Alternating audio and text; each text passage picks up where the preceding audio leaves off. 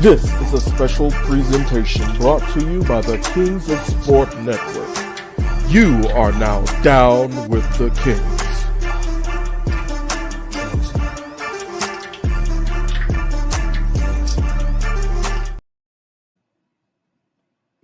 Hi.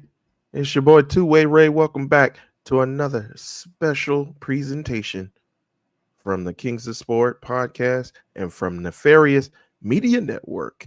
We're doing another live watch, folks. Game 3 of the NBA Finals, Indiana Pacers versus Oklahoma City Thunder, now going to Indianapolis. So, of course, we got to get some special folks joining us. If you're watching, you already see him. He's a friend of the program, one of the co-hosts for the Hoopsology podcast, Mr. Justin Goodrum. Justin, how you doing, sir? Doing well. How about yourself? I'm doing all right. As the people know, my shoot job is a school teacher, and we're getting inching ever so closer to the end of the school year. It seems like everybody else has been out for like weeks, and we still. I think we had a couple snow days tacked on, so we're holding on until Tuesday. So it helps me to try to get some paperwork done. Gotcha. Almost to the finish line. Yes. And how about you? I don't know if I ever got your shoot job. I mean, you don't have to tell if you don't want to. No. But I worked in public relations for a long time now, doing the freelance journalism thing. So I'm writing for a few websites. Okay. That's currently what's going on with me. Nothing too much. And is it mainly sports, or are you doing other stuff outside of sports as far as writing? Sports and then possibly video games if everything goes according to plan. The site launches tomorrow, so if everything pans out, looks like I'll be writing there. Don't want to give it away yet, just in case something weird happens. It's been delayed several times, so once it launches, I'll be happy to announce it to the world. So. All right, sounds good. And let us know so we can promote it too as well. Get you out there. Always supporting friends of the program as well. So we'll let you know, folks. Once Justin's his writing venture gets off the ground, we'll let you know where to find it. So you mentioned video games. You're a big video game fan? Yeah, got back into it during the pandemic. Prior to that, kind of dropped off. My brother, he's the big Nintendo fan of the two of us, fanatic of Nintendo. More casual on myself on other games. So just I have a PC, so really got into PC gaming over the years. Okay. Was there a particular game that got you back from the within the pandemic, or is it just revisiting as a whole? Revisiting it as a whole, because I just kind of took a break from playing games. So all these games came out in the years prior to 2020. So still catching up to all the great games that came out before. And a lot of them are on PC now. So it's cool where I think I was younger, had more time. I usually get through the games a lot quicker. And now busy with other things, the games last longer. So I get to enjoy it a little more now that I'm older. So. Yeah, same here. I think I used to, well, not I think, but I used to work at a GameStop prior to the pandemic, and then I left from there, and I had some games here and there, but I was pretty busy as well. But yeah, once all the shutdowns came about, it's like, what can I do to keep keep myself busy? But enough about us gaming. We got another special guest joining us. It's your co-host, Justin. It's brother Matt Thomas. Fellas, what's up? What's up? Hey, everything, sir. How are you? Doing well. Looking forward to a pivotal game 3, as everyone's going to be saying. You just love the adjectives that they use. The pivotal game. That's right. Pivotal, or I know it's a few more. It's a commanding lead. Take commanding. Oh, that's lead, a good one. Deciding game 7. momentum. Of course, we got to see if the momentum is going to shift once someone wins this pivotal game 3. Absolutely. We have a running joke in my household that at some point during the game, someone has to say, "This is a crucial play." This is a crucial play. Like, hey, you can pick your spot. I mean, pretty much as long as you're landing that line in the second half, you're good to go. If you're watching like football, especially, or a lot of times basketball too. Yeah, it's a guarantee. Sure. You probably have that on the bingo card. This is a crucial play and bang from Mike Breen. That'll be like in the center. That'll be like your bonus spot. You know that's going to happen at least one time. Absolutely. I look forward to that one for sure. But he said he didn't give the bang for Tyrese Halliburton's shot in game 1 because it wasn't a 3-pointer. So he's very judicious in giving that. Oh, really? He doesn't say that for every buzzer beater. That's got to meet his requirements. So that's what he said. Be a 3. That's what he said. That's what he said. Wow. Yeah, he is not like he gives those out like very. He does not take the bangs too lightly. He is for specific moments. And I think you mentioned that early in game 2. I think Halliburton hit a 3, and so he was like, "Oh, I didn't give it to you in game 1, so I'll go ahead and give it to you early." He got the bang out the way in like the first quarter. The makeup bang. Wait a minute, can I say that? Sorry. My bad. Sorry, YouTube. We didn't mean it like that. Well, talking about 3-pointers here. Exactly. Well, I guess before we get talking about specifically the finals and specifically these two teams, I guess you just joined us, Matt. We were chatting about video games. Are you big into video games yourself, or maybe just in your pastime and during your youth? Oh yeah. And let's see. I had Super Nintendo was the first big thing. Just beat up those controllers and that system, but it's so durable. N64 as well. I mean, when that came out, that was massive. And then moved into PlayStation for a while. And still to this day, I never really got, I heard you guys while I was backstage talking about PC gaming. I never really crossed into that. I have a Nintendo Switch. We play from time to time, play with my kids for sure. My son has gotten so good at Mario Kart. I still can edge him out, but he's getting really close. But yeah, I definitely dabble here and there with video games, not as much as I used to, but I dig them for sure. What are you guys playing right now? Playing some demos. Let's see. Trying to think what I've been into. Been playing Doom, like the newer ones, like Doom Eternal, and then like the Doom from 2016. Those are really fun. I got 2K, so I play that occasionally.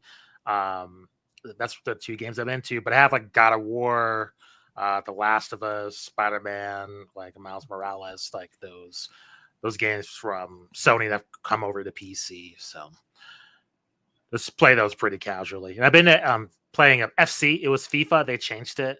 So FC 25, that's fun.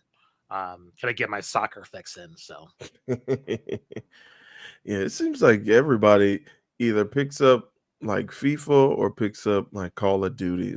Yeah.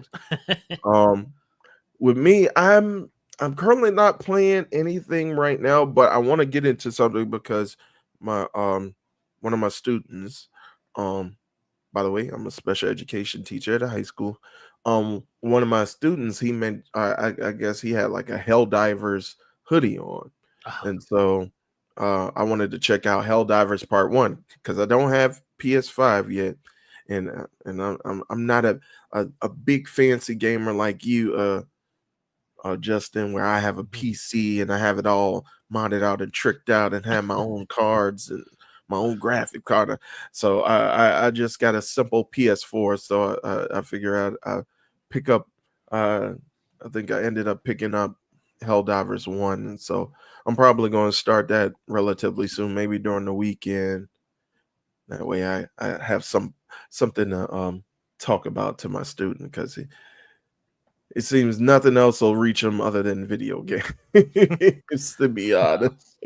This day and age, yeah. Well, all right. Well, appreciate you guys entertaining me with your video game stories, but we already have the tip off, and it looks like OKC is up 6-4 right now. Again, OKC taking on Indiana in Indianapolis for game 3. Now, I wanted to run this by you guys because I'm a big fan of Bomani Jones, and excuse me, he mentioned that the NBA Finals doesn't feel as special as it normally does. And partly because with the finals on the floor, they don't have the trophy on the decals. And that's been a big thing. First off, have you guys been hearing about the decals on the floor a lot? Have people kind of been going over that within your guys' circles? And to a larger point, does these finals feel as special as past finals to you guys? And Matt, I'll ask you to start. Yeah, it's always going to create buzz, I think people don't like change. So like regarding the decals and things like that, I think people just want their nostalgia or what they're used to, what gets set in place. So I haven't seen, I mean, I've certainly heard people are dissatisfied with that. I don't get too bent out of shape about that. And in terms of the finals feeling big, I know we have smaller market teams here, but these are passionate fan bases. So that part of it definitely excites me. And then I also love the variety that we're seeing in terms of the gameplay. I know game 2, anytime you have a blowout, that's going to affect finals ratings, things like that. But I love that we're not just seeing the 3-point shot, although we certainly are. It's still the 3-point error, but the mid-range jump shot has been such a factor for both of these teams going through the playoffs. And I love that. It makes it feel epic the way SGA is going about getting his points. The likely soon to be finals MVP, I would say most agree on. So I really like it. It feels big to me in terms of the intensity. That game 1, I felt was pretty special. Justin, I'll throw to you. Yeah. To your point about the mid-range game, I mean, I was seeing Pascal Siakam hit 2 mid-range jumpers. I think Matt and I are biased. Pascal Siakam went to New Mexico State. That's where we're from. So the hometown bias, the hometown cooking. But nevertheless, to Matt's point, I think in terms of how this finals have been played, much more enjoyable to watch. Matt knows I was on a warpath last year. Not very happy with the entire playoffs. This year has been much better. Regarding the presentation, I think ever since ESPN's taken over, I've had huge issues with it. So I was watching just the opening package, beautiful video package, and then they go into the game. I mean, what happened in the 90s? I mean, you saw the Bulls introductions. You saw them introducing all the players, the opposing players being booed, the home players being cheered. To me, I don't care about decals on the court. I care less. I don't care about Malika Andrews was losing her mind talking to Adam Silver about the logo on the jersey. I mean, no one cares. Like, to me, if you take a look at the actual, I don't think anybody cares. But if you take a look at the presentation, you get an idea of how the fan bases are. I know I got to get to know Utah Jazz when they were playing Chicago, when they're in Utah, in terms of the introductions. Like, that was different. That was different than Chicago. Same thing in LA, same thing in Detroit, like same thing with San Antonio. Like, fan bases that, you know, you're a basketball fan, casual, hardcore would hate on because they don't have superstars or they're boring. But the presentation, you get to know these teams. But ESPN took that away. And so right here, you know, you get into a couple of video packages and then the guys are on the court. So Indiana seems like any other team. I mean, we don't really get to know their identity. And so that has been crucial, and losing kind of the personality, that big time flavor. I mean, we get that in baseball, we get that during the Super Bowl. Why not the NBA Finals? We get that during the All-Star game. We get how many minutes before the game starts during the All-Star game? I mean, it's like an hour before we get to actual basketball. But yet with the NBA Finals, you can't get me like 2 minutes with each team. I mean, I don't know. I think that is where ESPN has failed in terms of the presentation. And I understand they're still keeping the finals, so I don't really see it changing unless you see NBC maybe bringing it back for their playoff coverage or Amazon. But yeah, I just think, especially now with social media, where there's an opportunity to really make a lot of the presentation go viral. Like we interviewed Troy Pepper, I think 2 years ago, right? The PA announcer for the Indiana Pacers. Very entertaining guy. Lots of personality. Like he would have killed it on there just to see him, do the introductions for Indiana. Like no one knows who he is. All of a sudden he's on TV. He gets an awesome intro. Like, what if that goes viral? And what if people are talking about that? I mean, that brings interest. That brings in, hey, I don't know about this Indiana team, but this guy's losing his mind over announcing that the players. That seems cool. Maybe I'll check it out for a couple of minutes. I mean, the NBA, I think a lot of these leagues need all the things they can get to draw viewers in. And I think with their presentation, they have faltered. And I think this goes back to when they got the rights years ago. So. Couldn't agree more. And Justin, to your point about the player intros, I mean, that always felt like one of the number one things to build suspense before a game. Like you just see them and the tension is building. They're getting introduced. It's just awesome. It's like a duel is about to go down or something's going on. There's very few things today that can kind of create a spectacle. And that's one of those things in the NBA that was successful in the past. Yeah, no, agreed. Well, I agree with that as well. And I do agree with your point up to a point, Justin. I do think that ESPN can do more to promote the personalities. But do you feel as though there are, I mean, outside of a Tyrese Halliburton, we've seen like he can have that spark, he can have that personality, he can rile people up. But outside of that, within that Pacers team, or even on the other side, when you look at a SGA where his game does the talking. He isn't really putting his personality out there to show. Do you think the onus should be on the athletes as well to kind of put their personality out there and to have people care about what they're watching as well?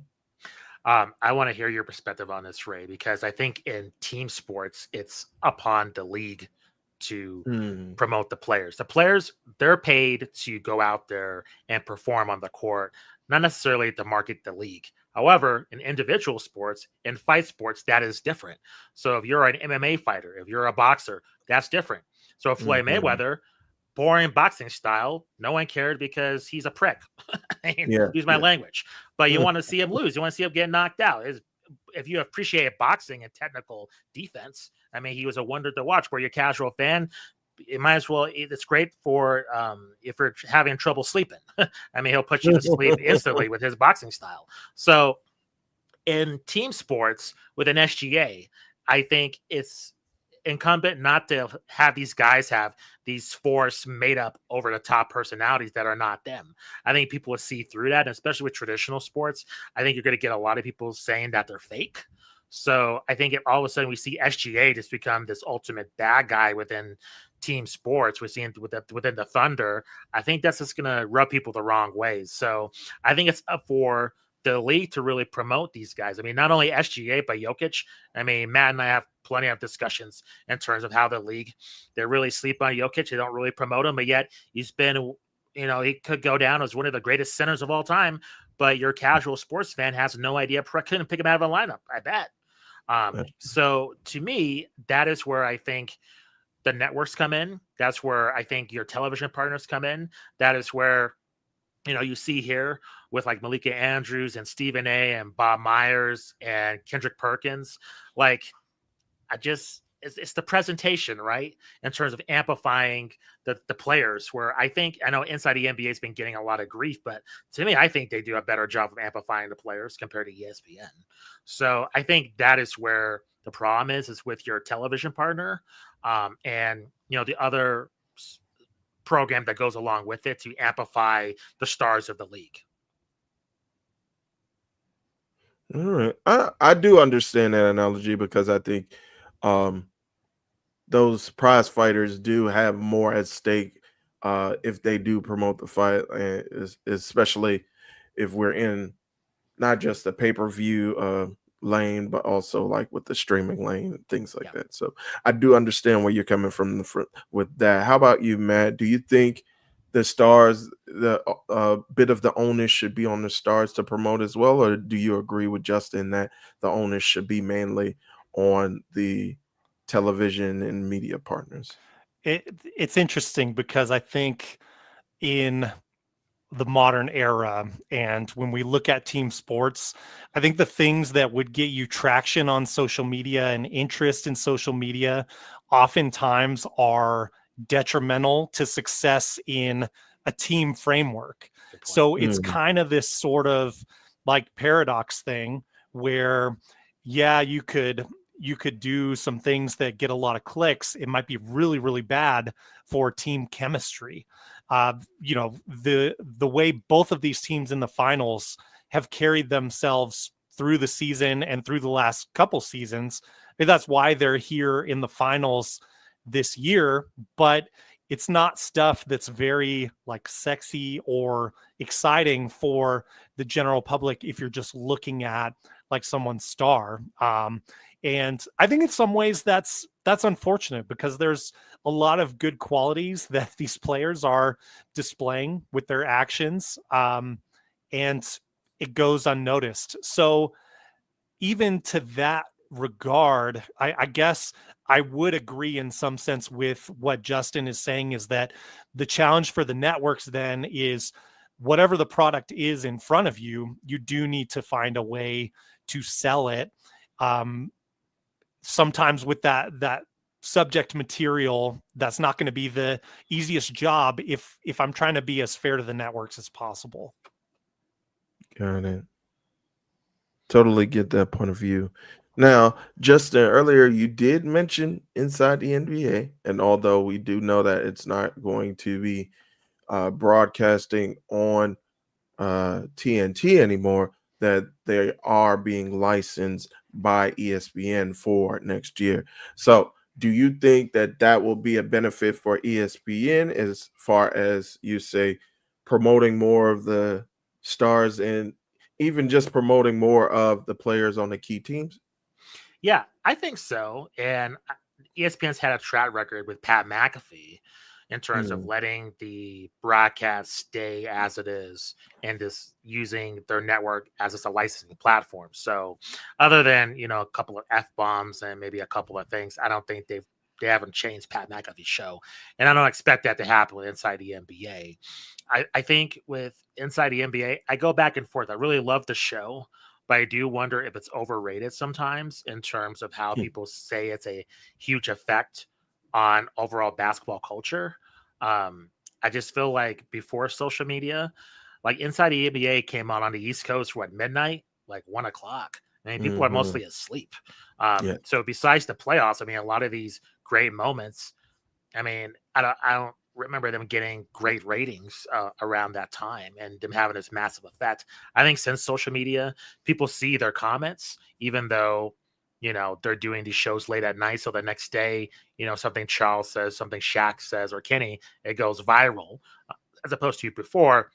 It's late at night and no one really catches it. So overall, I think they'll do a better job. I think it's going to be weird overall. Of you already have a premier team on ESPN, and you already have Charles Barkley saying he's not going to work. They're not going to overwork him. If they're going to overwork him, Mhm, he's gone. So I mhm. just think it makes for kind of an awkward situation. But if they can find the secret recipe to kind of make it harmonize correctly, I think overall the game would benefit. But I think the negative would be the drama, and that would overshadow what's going on the court. Now you did mention them going late, like post game, going late into the nights. Yep. Matt, I wanted to get your thoughts on this.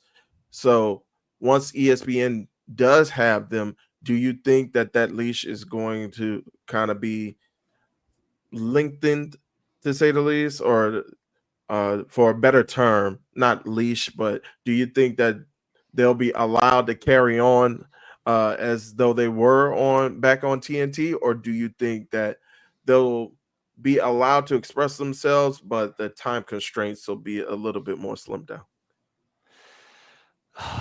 Man, I if I had to bet on it, just with past history with Disney Company, I'm betting against inside the NBA having as much freedom as they have had. Mhm. I know that they're saying all the right things right now. There's just been so many examples of like quality going down with that company as they acquire intellectual property, and that extends beyond basketball, of course. Mhm. Inside the NBA, to add what Justin said, I think it's a place that even if you're right, like maybe you're not catching everything, or maybe it's not all viewed, I think people tune into it because that no matter what, you're going to have a good time watching it. And that extends in some ways, I think, even beyond basketball, even though basketball is kind of supposed to be the subject matter. It's just a great place to go for entertainment in general, which is a rare thing for a post-game show. And so I'm super nervous. I think you'll be able to tell pretty quickly, like within the first few months, if it's not organic anymore, because it won't be fun anymore like that. And then I think we could see big changes very fast to it if it loses that magic. Mm. So I'm By the super nervous. How do you feel way, about it, Ray? well, by the way, I don't know what you're talking about. I love The Last Jedi. No, Oh no, I, we won't get into that. No. well, I understand where you're coming from with that aspect, and of course, we're kind of seeing the ramifications of um, corporations trying, media corporations who are trying to have not only movie properties but also television and streaming properties, and that not really lining up. We're seeing it now with the dissolution of Warner Brothers Discovery now. But yeah, I think, yeah, the mouse is going to be watching very, very carefully. um we'll see what happens with that. And of course, you can't control what a Shaq says, or what a Charles Barkley says, but on the other hand, I think they are very, very cognizant. We need this money. We won't do anything to jeopardize the money. We're still going to be ourselves, but yeah, if the whatever the mouse says goes. So it'll be an interesting dichotomy, to say the least, once they do start next season. So with that, it's a pretty close game, guys. 22-20. Who do you guys think is going to be the big X factor? We all know about who are going to be like the leaders, or who are going to be the guys with whom each team kind of revolves around. We know on OKC's part, it's going to be Shai Gilgeous-Alexander, and we know on the Pacers' part is going to be kind of split duty between Pascal Siakam and Tyrese Halliburton. Who do you guys see as the X factor? I think I was telling Nate this before, that I think Chet Holmgren has to get himself involved a little bit more. And in this game, I think he is doing that now. And we're also seeing Lou Dort getting involved a little bit more as well. So do you guys see any X factors from either team that should be breaking out and helping their respective teams win? Yeah. I think Shaq had a good point when he was saying like you need the others to win, right? Mm-hmm. And what he was referring to is not like the starting five. And I'm biased with OKC. Alex Caruso, I have a soft spot for him. His time in Chicago, I think he was fantastic. Such a shame that his skills weren't used more there in terms of having a longer playoff run. But I'm happy for him in the NBA Finals. He's getting the shine that he deserves, and I think he always provides that spark, and he's always kind of unassuming. And I think he's going to be an X factor for the Thunder.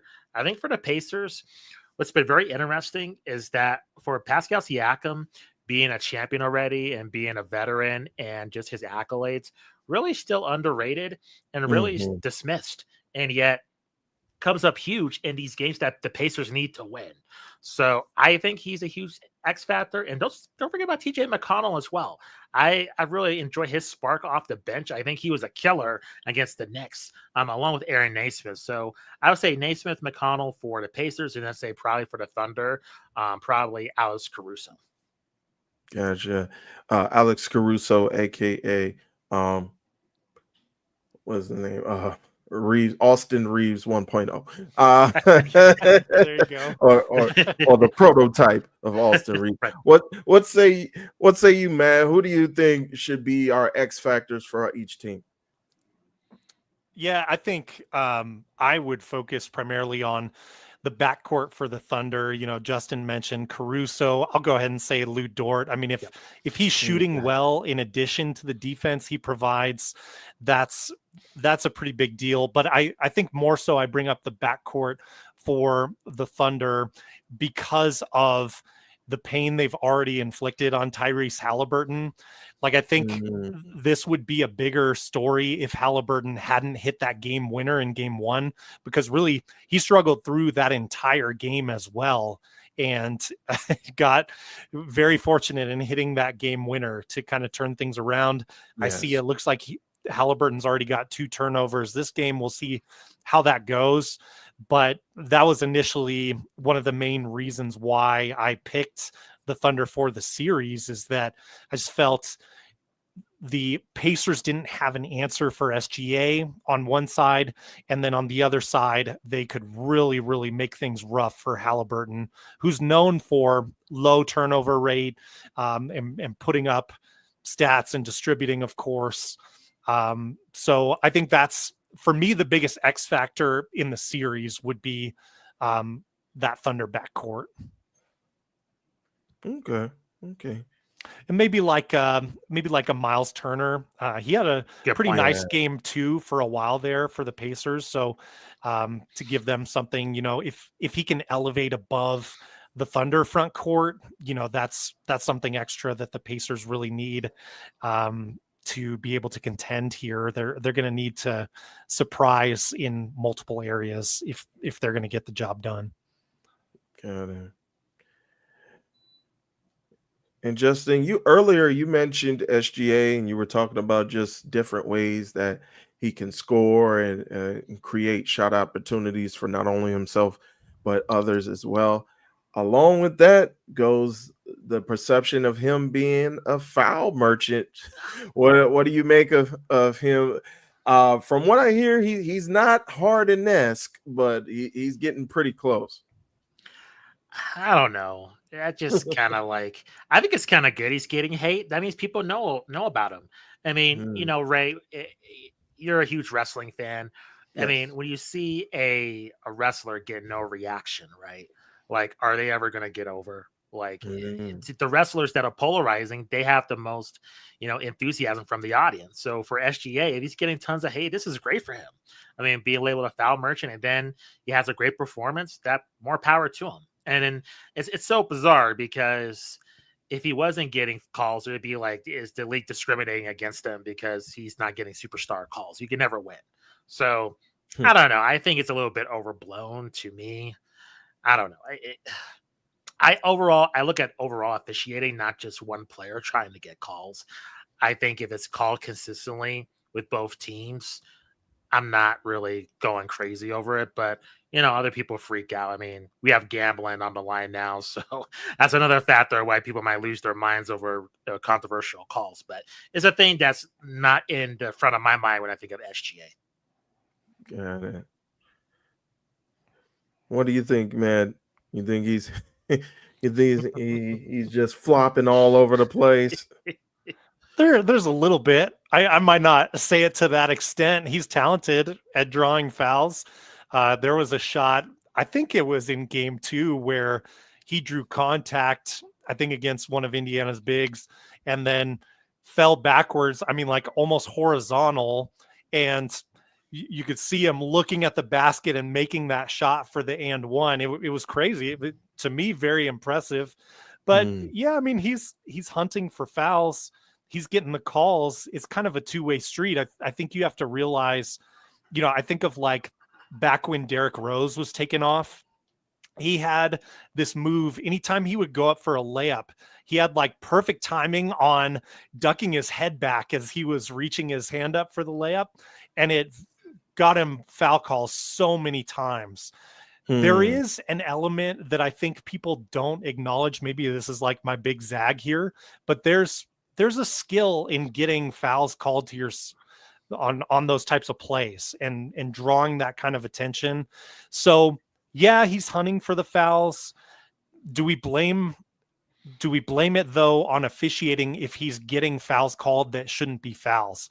I mean, I'm a big fan of holding the whistle in a lot of cases. I think officiating has been pretty good overall, like in conference finals and now in the finals. There's been a lot of physical play, so I like to see a certain level of that.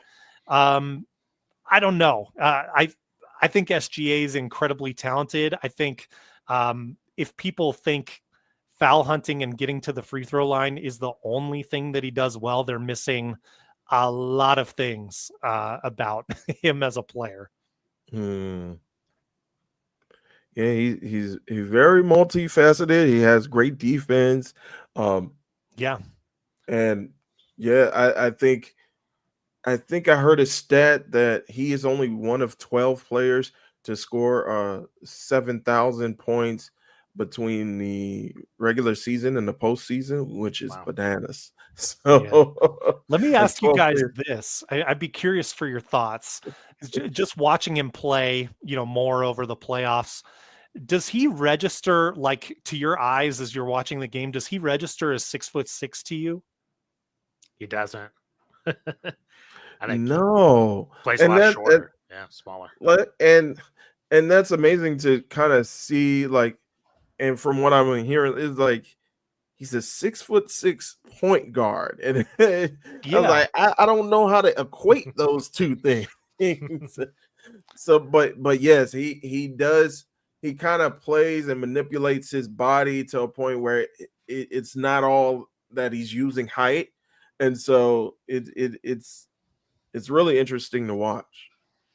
Yeah, he registers to me like, again, I bring up Derrick Rose, but almost maybe even like a 6'3" type of quick guard. And I don't know if it's just because he's lean and fit, or what it is, or if maybe that he's staying down more, like as he's going to the basket.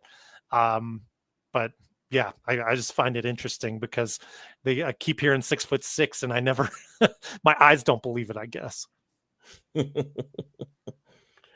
Well, I want to stay in this lane and kind of go back to a little bit of something that you said earlier as well, Justin, when you were mentioning superstars and you're mentioning promoting these superstars or promoting the stars of your league. Do you guys, well, first off, I'll start with this since we're on SGA. Is SGA a superstar of the league to either one of you? This is a tough question. I've heard it answered multiple ways just over the past month or so. I think in terms of a casual sports audience, he is not a superstar. I think in terms of like his ability and his accolades, I would say yes. So I think within the NBA, I would say yes, he's a superstar. I would say in terms of a casual sports fan, no. I think, who is the most popping stars now? Like Patrick Mahomes. Conor McGregor has a lot of name value, even though he's a piece of garbage. Indeed. Trying to think who else. Wemby, I would say. So those are the ones that come to mind. I think in this day and age with social media, it's just we're bombarded with so many just different entertainment avenues that it's really difficult for somebody to really take up all the oxygen compared to in the 90s, where really the NFL was popular, but not super duper popular. And there was a lot of parity after the Cowboys run of their championships.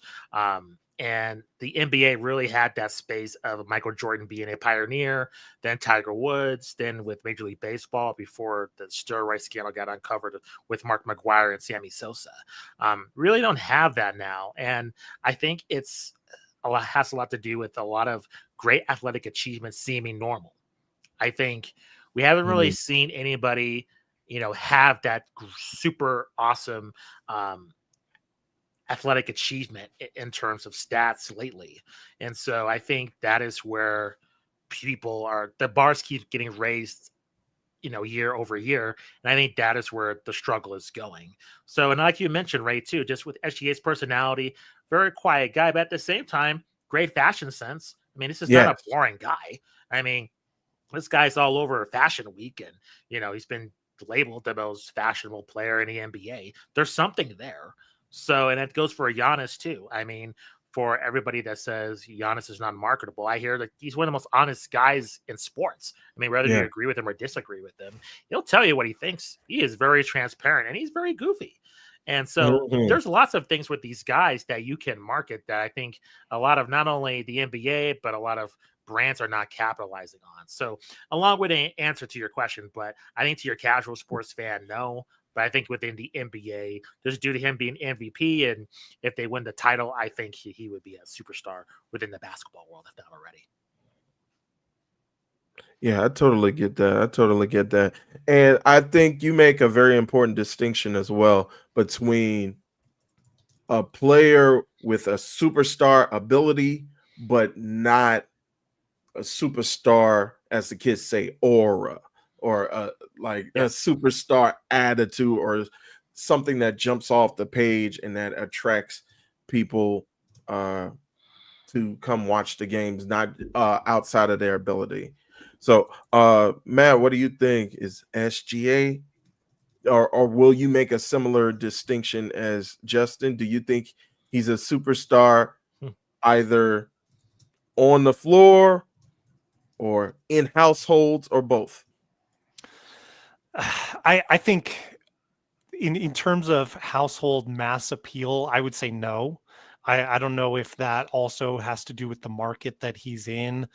I think I agree with a lot of what Justin said there.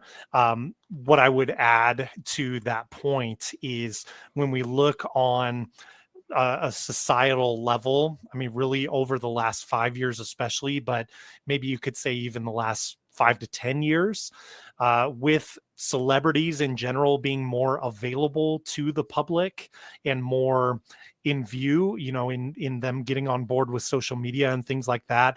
I think society has celebrity fatigue. I think people find more and more that they, like the casual fan, relates less and less to celebrities and megastars. And I think when you look at how the NBA rose in the 80s and the history of the league, even before that, you were marketing stars and celebrity. And I think in this modern age where there's a little bit of backlash against celebrity just in general right now in society, I think that has had a negative impact on the NBA at large. When you're looking at a league that for a long, long time, nobody's really talking about who's the face of the league of the NFL, and the NFL isn't having problems that the NBA is talking about. Nobody's talking really about who's the face of the MLB. In other sports leagues, you don't really have that conversation as much. And it's part of the things that I think all three of us love about basketball in many respects. And I think it's kind of been a double-edged sword that now is having a negative impact on the league, that I think the potential to reach that superstar status is a much higher bar to reach than it used to be. And that plays into some of what Justin said about distraction, how our attention is divided, all those kinds of things.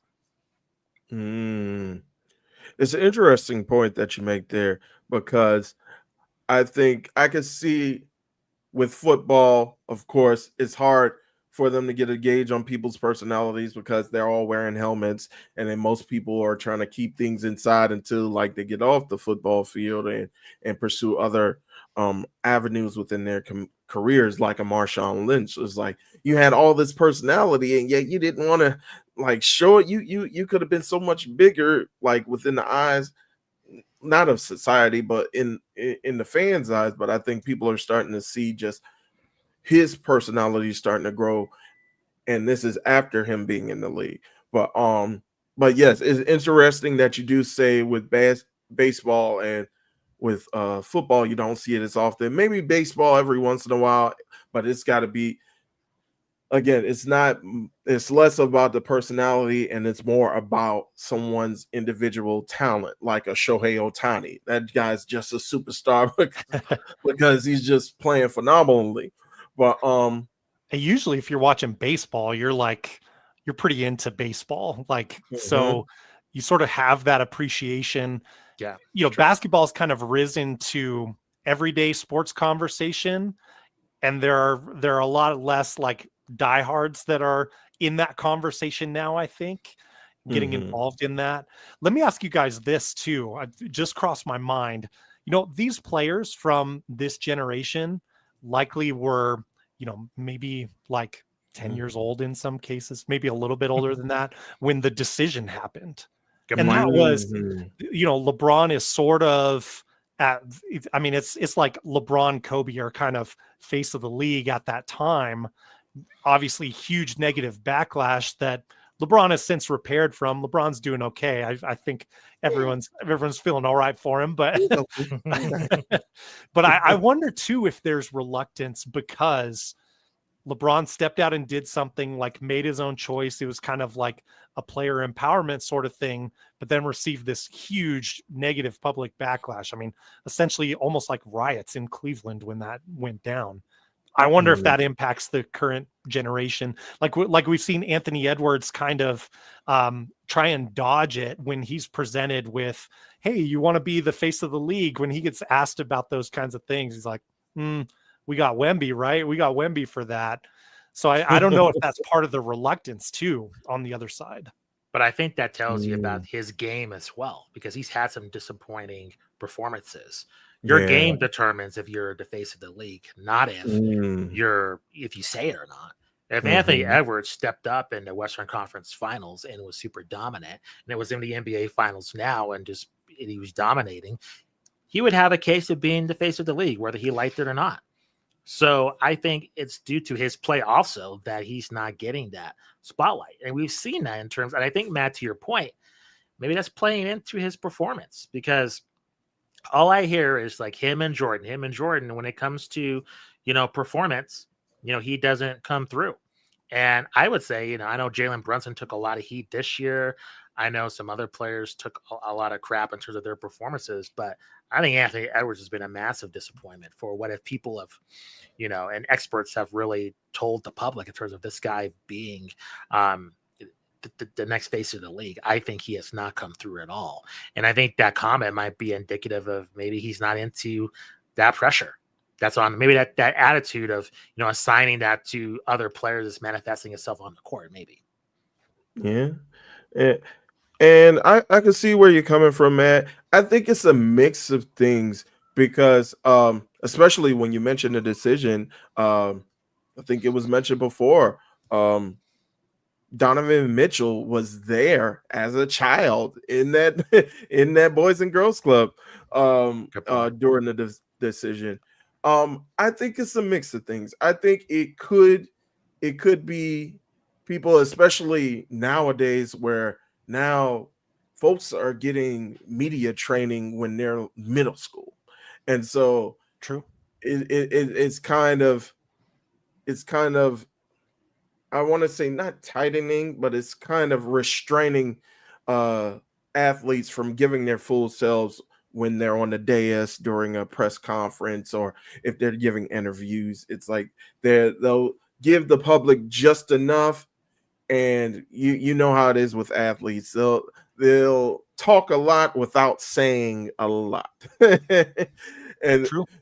just so that they can fulfill their obligation as far as giving things to the press and giving things to the public. So I think it's a mix of that, but then I also think it might be a mix of, well, maybe just the personalities who want to be the top, like you mentioned, Justin, who want to be at the top just aren't really vocal about it, and those who are vocal about it aren't really like the top players in the league. And then you could add the aspect of all of this international talent coming over and them not having that same culture as far as, oh, I'm the best and I need to brag about it or I need to promote myself. Like we mentioned with Nikola Jokic, it's like this guy, once he gets done with the season, he wants to go back to Serbia, tend to his horses, and just be left alone for like 2-3 months. He doesn't care. He doesn't want to go to any parades after the title game. He just wants to go home and tend to his horses. Man, I find that so relatable. So it's so funny that doesn't like catch on more, you know? Right. Now, sure. I find that so relatable. Like I want to go home and chill. Yeah. It's like, no, I want to go home. But again, like you guys were mentioning earlier, it's like the personalities are there. It's not being taken advantage of by the league. Like you were mentioning Giannis earlier, Justin. Giannis, once he won that title and he ordered 50 chicken nuggets to commemorate his 50-point game, McDonald's should have had a commercial right there. Oh yeah. And I just think that these guys are showing the personality. Like there are some guys who are meeting both of those expectations, who are tremendous players and also have great personalities that they can be marketed off of. So yeah, I just think it's a little bit mixed. And not to mention, like, if you do have players who are upper echelon and then they end up doing something stupid, i.e. Ja Morant, and maybe we don't want to market those guys as the face of the league anymore, even though he had the potential of being marketed as such. So no, it's true. Pablo Torre had a video, I don't know if you guys caught it, about Dennis Rodman and Karl Malone in the 90s. Oh, yeah. In terms of their match in WCW and then their scuffle on the court that they had. And that was all, supposedly that was a work in terms of drumming interest into their match. And I just find it interesting that with Tyrese Halliburton and Jalen Brunson, WWE was all over it. Ray knows this in terms of promoting that T-shirts. They had a bet between Pat McAfee and Michael Cole. Where was the NBA on that? I mean, I didn't see anything with the NBA hyping that up. Just saying that dropped up a lot of interest. I mean, the angle's goofy, it was stupid, but it got a lot of interest nevertheless. But yeah, I didn't see that on TNT. I understand there might be issues with, AEW, WWE, I'm not sure. But, that was still a golden opportunity. There's something else to add some flavor to it. And that was not capitalized by the league or really ESPN at that point. So these guys are interesting. It's just a matter of just capitalizing on these opportunities. Yeah. And speaking of Halliburton, like me and Nate were talking about this on, I believe it might have been either on the Kings of Sport before or on the night of the first game of this series, where like WWE 2K25 is literally putting out a DLC pack with basketball players, and Tyrese Halliburton is like the headliner, and yet I haven't seen any commercials about that during this broadcast. Is like they could be pushing that stuff, but yeah. Excellent point. Cross promotion is huge. Yeah, you got to do that. Yeah. And I think they're dropping the ball. Like you said, I think they want something ready made, Justin. I think they want something where they don't have to do all the work. They want somebody with a personality who can kind of be the draw itself and not do much work with the promoting. But on the flip side, like you were mentioning combat sports earlier with UFC, it's like they have to they have to put in the work to kind of promote fights, even if the fighter isn't that interesting outside of the cage or outside of the ring. So yeah, it's true. When you look at Demetrius Johnson, I mean, a fighter that he could be one of the greatest fighters who ever lived, because your casual sports fan pick him like in a supermarket. No. And after he's been retired, he's been way more interesting. But while he was a fighter, not really interesting. I mean, I knew he liked video games. That was about it. But now he's really interesting with his podcast. His channel's doing well. He's a captivating figure. But, you know, while he was fighting, not too many people were into him, even though he was on an incredible run in his UFC career and afterwards and won. So, yeah, I just think with the league itself, I think they are missing some golden opportunities to promote its athletes, and it's right there, and they're not capitalizing on it. Yeah, I can definitely see that. All right. Well, the person we mentioned before that I was speaking to, he has graced us with his presence. Just got off the shoot job. I'm sure he got himself something to nourish himself, and now he's joining us now. Please welcome the owner and proprietor and one of the kings of sport here at the Nefarious Media Network, Mr. Nate Milton. What's going on, boys? What's going on? Game 3, ladies and gentlemen, we're here and glad to have our Hoopsology brethren in the building, JG and Matt and Justin. I was thinking today when I was at work, man, you know, they kept me at work from 10 this morning until 8 o'clock tonight. A little bit after, you know, we went into overtime. I should have asked for more money, but I didn't work that into my contract. Maybe in the next CBA. But I was thinking, man, just how much I love basketball, and I came up with a little poem that I've created. It's an original piece, JG. I want to see how you like it. Basketball is my favorite sport. I like the way they dribble up and down the court. Because they're playing basketball. Wait for it. We love that basketball. That's an original piece, ladies and gentlemen. Patent pending. Approved. Original. Bow Wow may try to say that's his song, but don't believe anything Bow Wow says.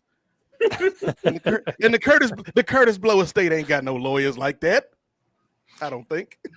In the words of Shaq, put that on a t-shirt. Get that copyrighted. So, oh man, but yeah, I caught a little bit of the stream while I was getting ready, having a little something to eat, freshening up a little bit, getting camera ready, and I've enjoyed the conversation that you guys were having in terms of like the face of the league and who's the face of the league and why isn't there like a consensus face of the league right now. Mm-hmm. Very fun, man. Also, the other thing on face of the league is nobody's snatching multiple titles these days. It's been a little while. It's parity. The Thunder, of course, have the chance right now, but I think that plays so much. Like, how are you going to call yourself the face of the league if you don't have multiple titles? Just plain and Correct. simple. Even Jokic, who I love, might be my favorite basketball player right now. He doesn't have multiple titles. He's gotten close, but not yet. It's true. Yep. That's true. And I didn't check to see if any of y'all brought this up, but another factor is it's hard to have a new face of the league when your current faces of the league are a dude in his 40s and a dude in his mid to late 30s, and LeBron and Steph. Like, they're still, to the common fan, the average fan, the casual fan, like those guys. And maybe KD, but like those guys are the face of the league. And so it's like nobody's taking it from them. And it's something that you can't just put on a guy. Like, even if SGA and the Thunder, which I believe they'll win, like even if they win this title, that doesn't make SGA the face of the league. Like, I don't think just winning a title Just winning a title makes you the face of the league. Like it's everything. It's all encompassing. It's your presence. It's what you do off the court. It's the way your game is. Because I think that's what drew a lot of people to Steph. Is just kind of what he brought to the game from a 3-point shooting perspective. And so, like, yeah, I don't think any like Ant in terms of personality and athleticism may be the closest, but Ant's not that guy because as JG said, like he hasn't got the winning down yet. Yeah. So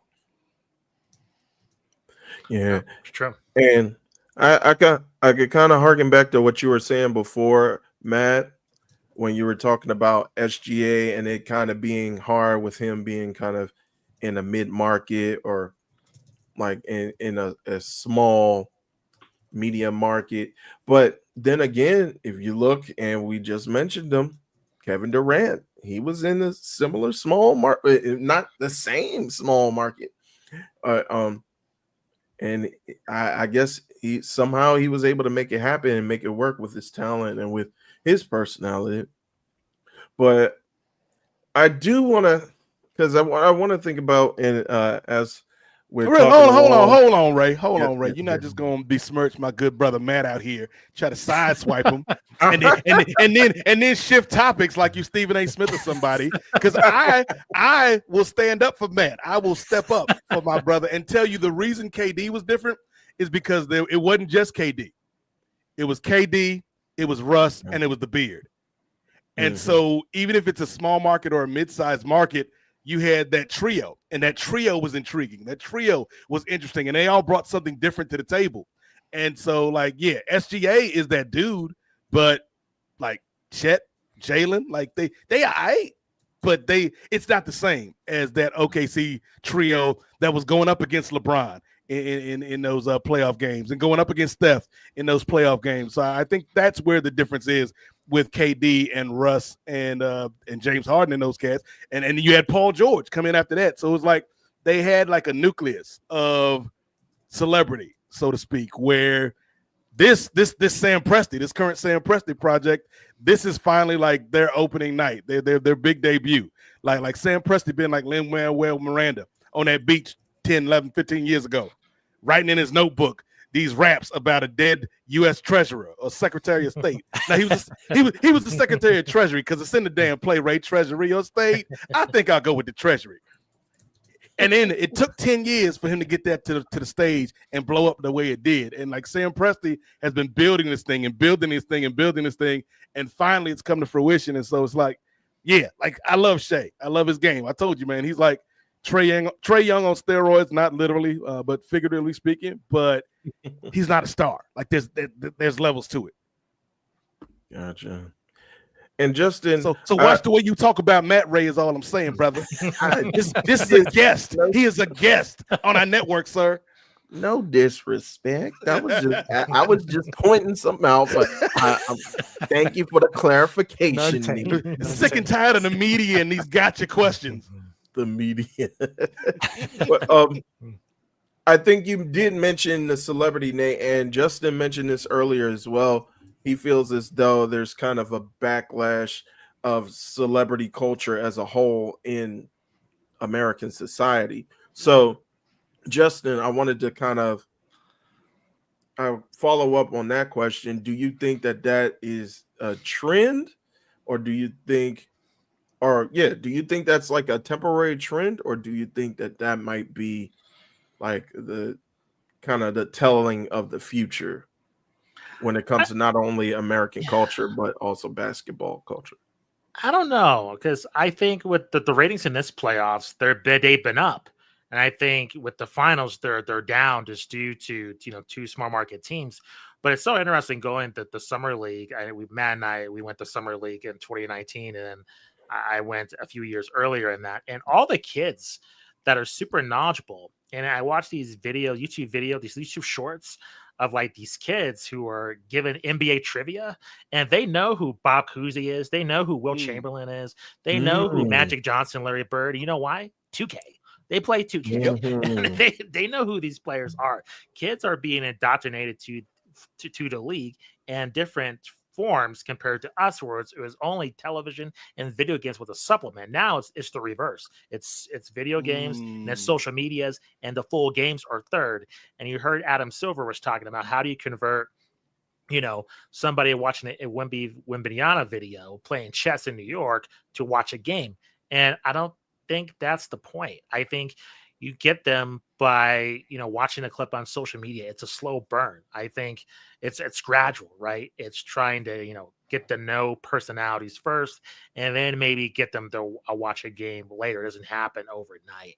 So in terms of celebrity culture, I don't know. I mean, you take a look at the NFL, I'm pretty fatigued with Patrick Mahomes, but yet those games get massive ratings every time they show Taylor Swift a million times.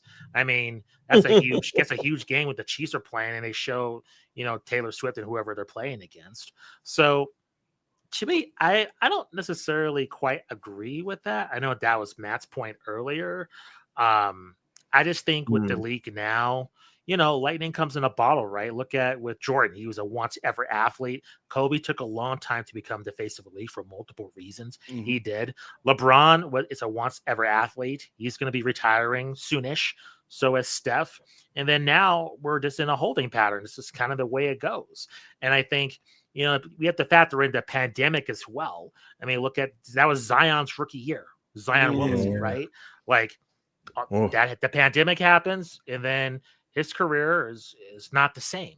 And so now, entering into this new era, what's going to happen with the Cooper Flag, what's going to happen with the Victor Wembanyama, the game is a lot more international now. And I think with Americans, we have to keep it real. Your casual fan base, not really feeling international stars, in terms of really propping them up. There's been evidence of that. Now, Stephen A took a lot of heat for that, but it's the truth. I mean, you take a look at a lot of international stars in terms of a casual fan. I mean, Shohei Ohtani, I think, our buddy Josh, he posts about Ohtani all the time in our chat. But I think, again, your casual fan, do they know who Shohei Ohtani is? Do they? I don't think they do. And he's remarkable, even for me being a casual baseball fan. And what I see him doing, I think it's amazing. I mean, I don't know. The last time somebody's doing what he's doing is what, Babe Ruth? I don't know. So I think to me, it's a matter of luck in terms of like superstars. But I think the opportunity is there. But I think with the NBA and particularly, it's an international league. Same thing with Major League Baseball. The league is a lot more international now. You take a look at the NFL, all the players stateside, no one's playing football, in Argentina, I mean, it is a very American game. So I think that is where there might be a little bit of a pain point for your casual fans out there. The international stars, which sucks. I think it's stupid. I just think just people just get over it, just enjoy the game. But I think that is a factor. I mean, who could possibly hate all this beautiful French basketball? Right. What kind of xenophobic person would hate all of this elegant, lovely French basketball? American first. This America first, make basketball great again type of person who thinks LeBron is French. And possibly Kelly Oubre. And Kelly Oubre. We interviewed his father, Kelly Oubre. Senior. Interesting guy. I'll just say that. See, we talked about it, Nate. He's a junior, and we were like, oh. Yeah. We didn't know it was passed down. Yeah. It's the lineage of the Oubre family. That's right. I think another thing in terms of like just getting people kind of tuned in and turned on, I think Ray mentioned it earlier on the stream or maybe it was Matt, that the NBA also has to do a better job of kind of promoting its stars, particularly its young stars. Because it almost feels like the current phase of the MCU, where we still got like Robert Downey Jr. hanging around a little bit. We still got Hemsworth hanging around, but for the most part, it's either brand new people or it's people like Anthony Mackie that's getting elevated. It's people like Elizabeth Olsen who's getting elevated. It's the people that were the second tier kind of MCU actors. Now they're the stars. And same thing with the NBA, where it's like you still got LeBron and Steph, but we've got a guy like KD who kind of was on that next tier. Now he's kind of one of your main players. You got new people like SGA and Halliburton and Anthony Edwards, and it's like the fans are kind of warming up to that, and so I think the NBA's got to do a better job, and maybe they will with this new deal with NBC. Like they've got to do a better job of like, hey, this is why you should watch these guys. Like back in the day when we were little, they had that campaign, NBA is fantastic, and they promoted the game, and it doesn't feel like I feel like the game is growing more globally than it is domestically, and that may be an issue. Yeah, Totally agree. That's Yeah. interesting. That's an interesting point. All right, let me get us back into. And there's another thing, Ray. There's another thing. Since you're gonna leave the camera on me, man. I was trying. Well, here's the thing. There's one more thing that I don't want to talk about, but we cannot ignore it, and that is just the way America is right now. There is a lot of people, and y'all talked about player empowerment earlier, and part of player empowerment is players speaking out about social issues. And you've got like that Laura Ingraham. Hey, LeBron, shut up and dribble, pal. Like you got a lot of that crowd, and now they're more vocal because of the politics of America. And so everything's a culture war, even when it doesn't have to be. Yeah. Yeah. Yeah, I can see that as well. Especially like, and we'll get into Just wait till Cooper Flag comes in and saves the day. Right. Sure. Well, I think too that's both advantageous and at times detrimental at the same time, because I think society is always going to be locked into the culture war that's, to use that term, it's just ongoing and prevalent, maybe unfortunately so. I think when you lock yourself into that, you lock in some level of relevance. However, if it seems apparent that you're taking a specific side on culture war, you also push people out who are maybe on the other side of that culture war. And so I think there becomes this big question of, is that something that you want to have or do you want to appear more neutral, which then on the downside of that, people who are more passionate one way or the other will, see you as phony, fake, not being genuine. And so that can be detrimental as well. So you're kind of in this spot where you're maybe picking a lane, and that can have benefits and detriments. Yeah, I think it depends on the social issue, right? Because is a culture war in racism? I mean, is that triggering to see that on a field or on the court? I mean, if that triggers you, aren't you a racist? I mean, it's pretty self-explanatory. Why is that triggering to you to see a thing called in racism or in hunger? So if you see something like, hey, in hunger for everyone, like, do you want people to go hungry? I mean, it's pretty simple. I don't stick to sports, Justin. Keep your messages out of my sports. It's pretty.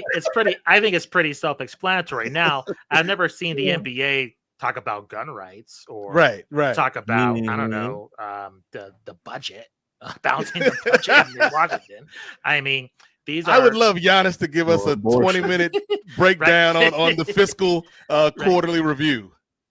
Right. But I just think in terms of what the league is doing, I think to Matt's point, I mean, they have to be very careful because I think we're seeing a lot of other companies that were in favor of DEI. Now they're not, and it comes off disingenuous. So to the point, it's kind of like you cave, and now you're going to go back several years later. You're, like Matt said, you're seen as a phony.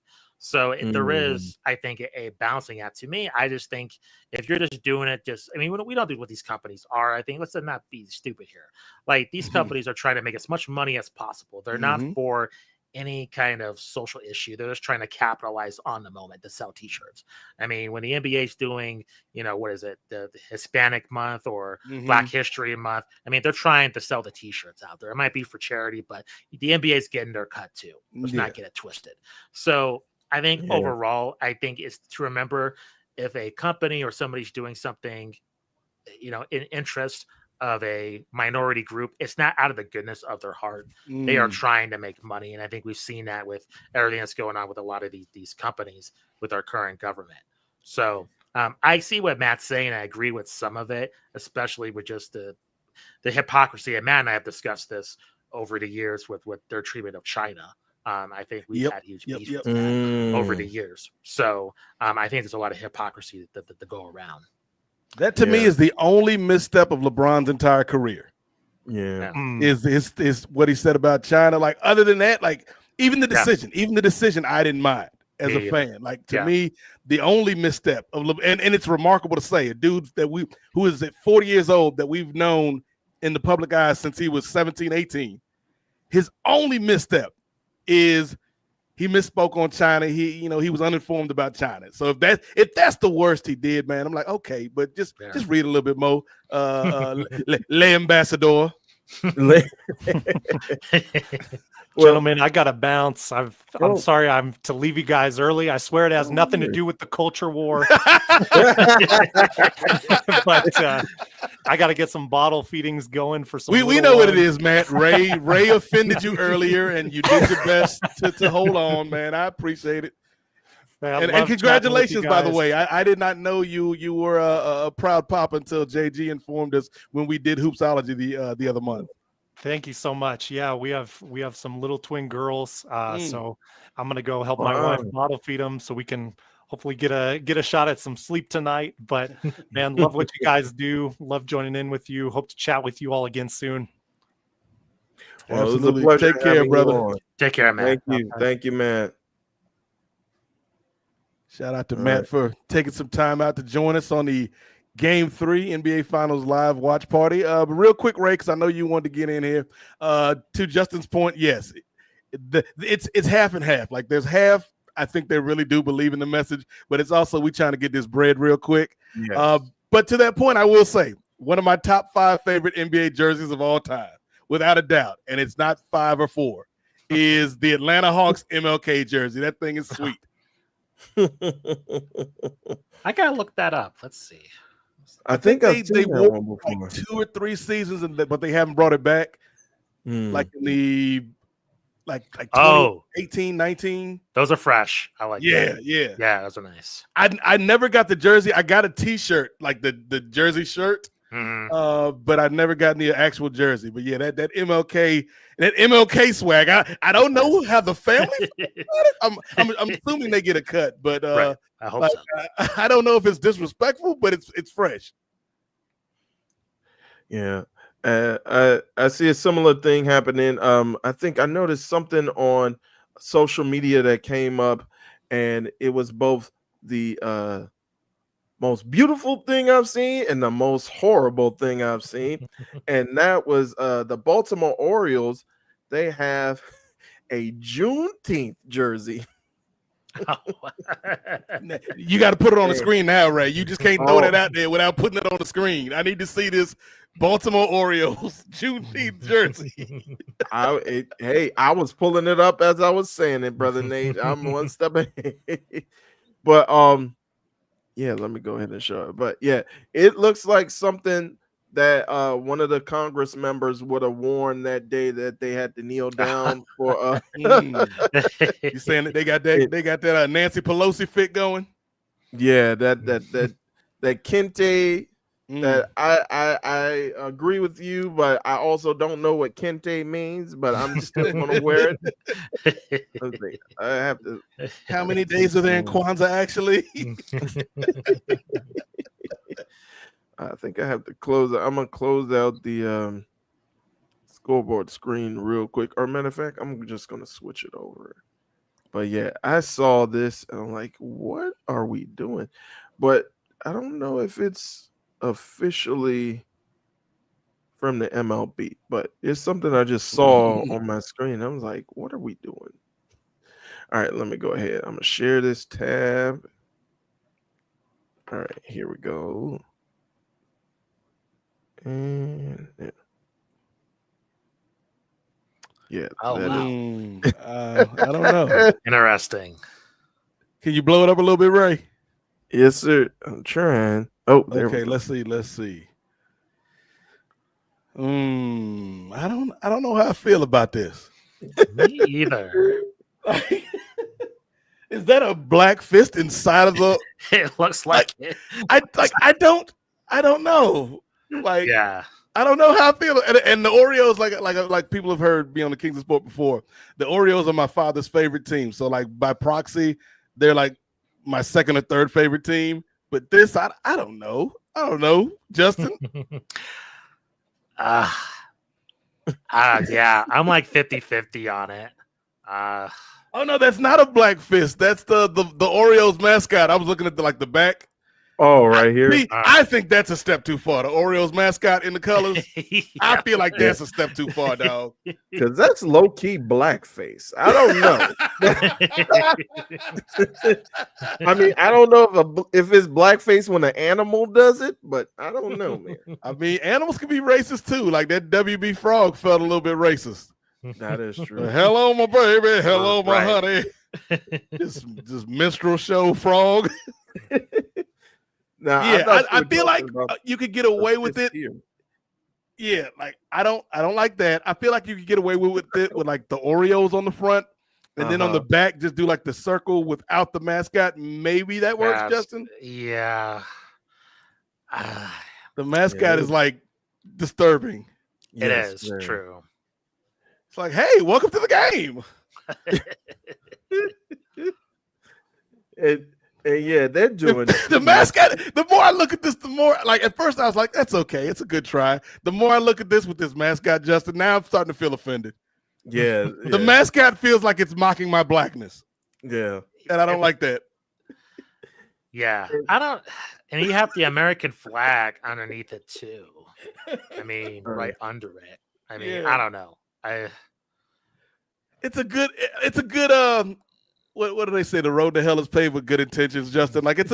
I understand the sentiment behind it, but no. Oh Lord! Oh wow, there's like more underneath it.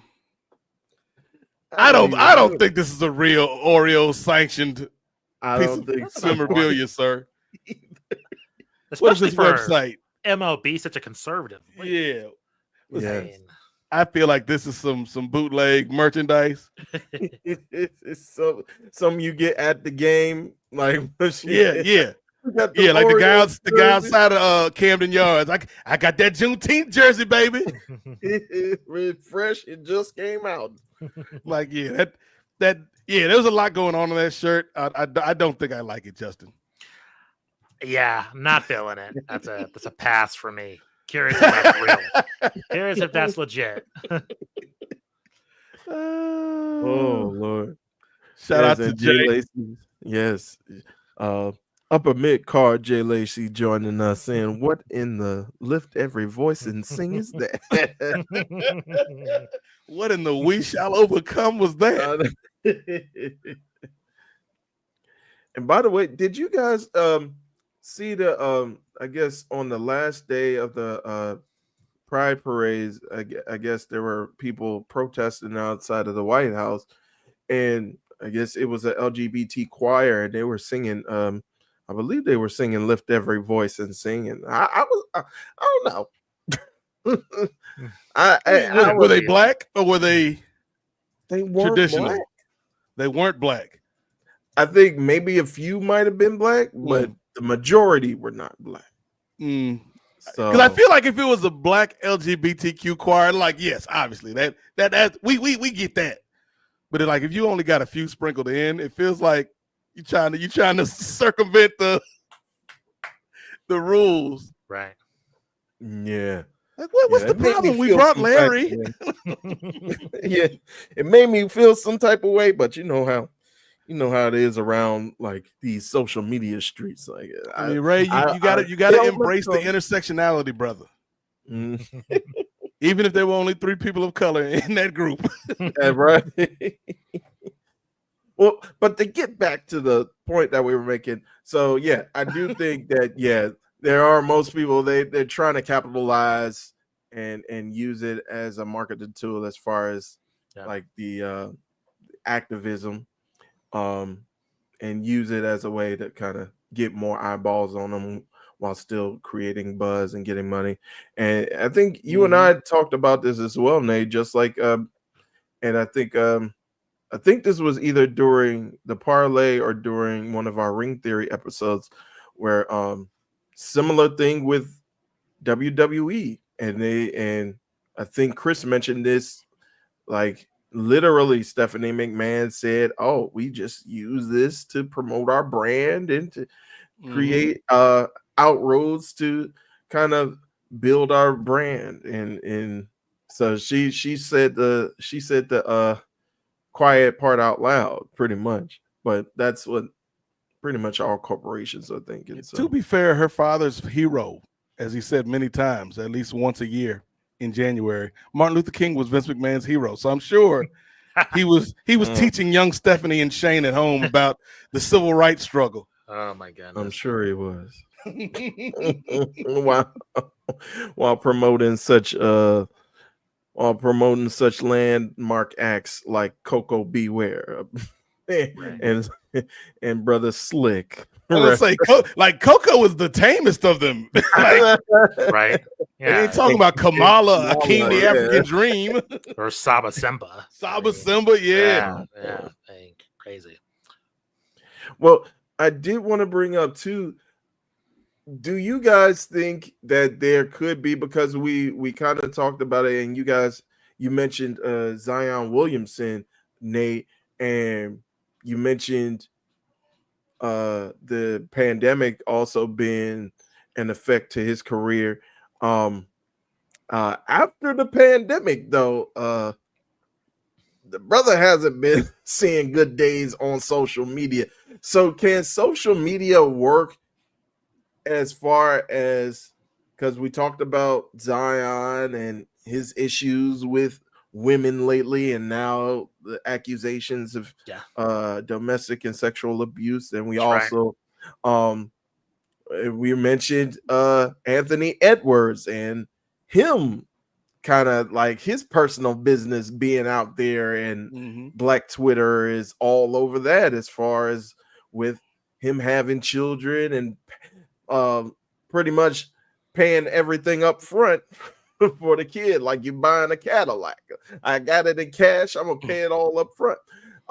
And we talked about Ja Morant as well. Do you guys see like social media kind of hindering these guys from being known as stars as well?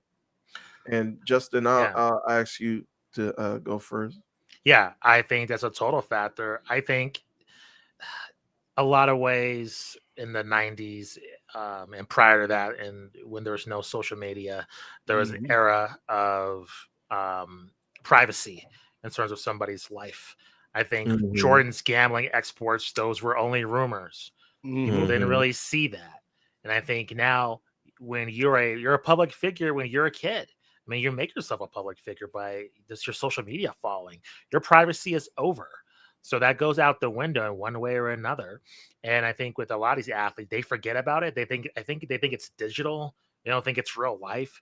But once you're talking about millions of dollars, endorsements, like your privacy is over. Any kind of like, normalcy of like making mistakes when you're younger and doing things that might be precarious, those have huge consequences, as just a civilian, but also as a celebrity, as a public figure, and they're paying a massive price for it.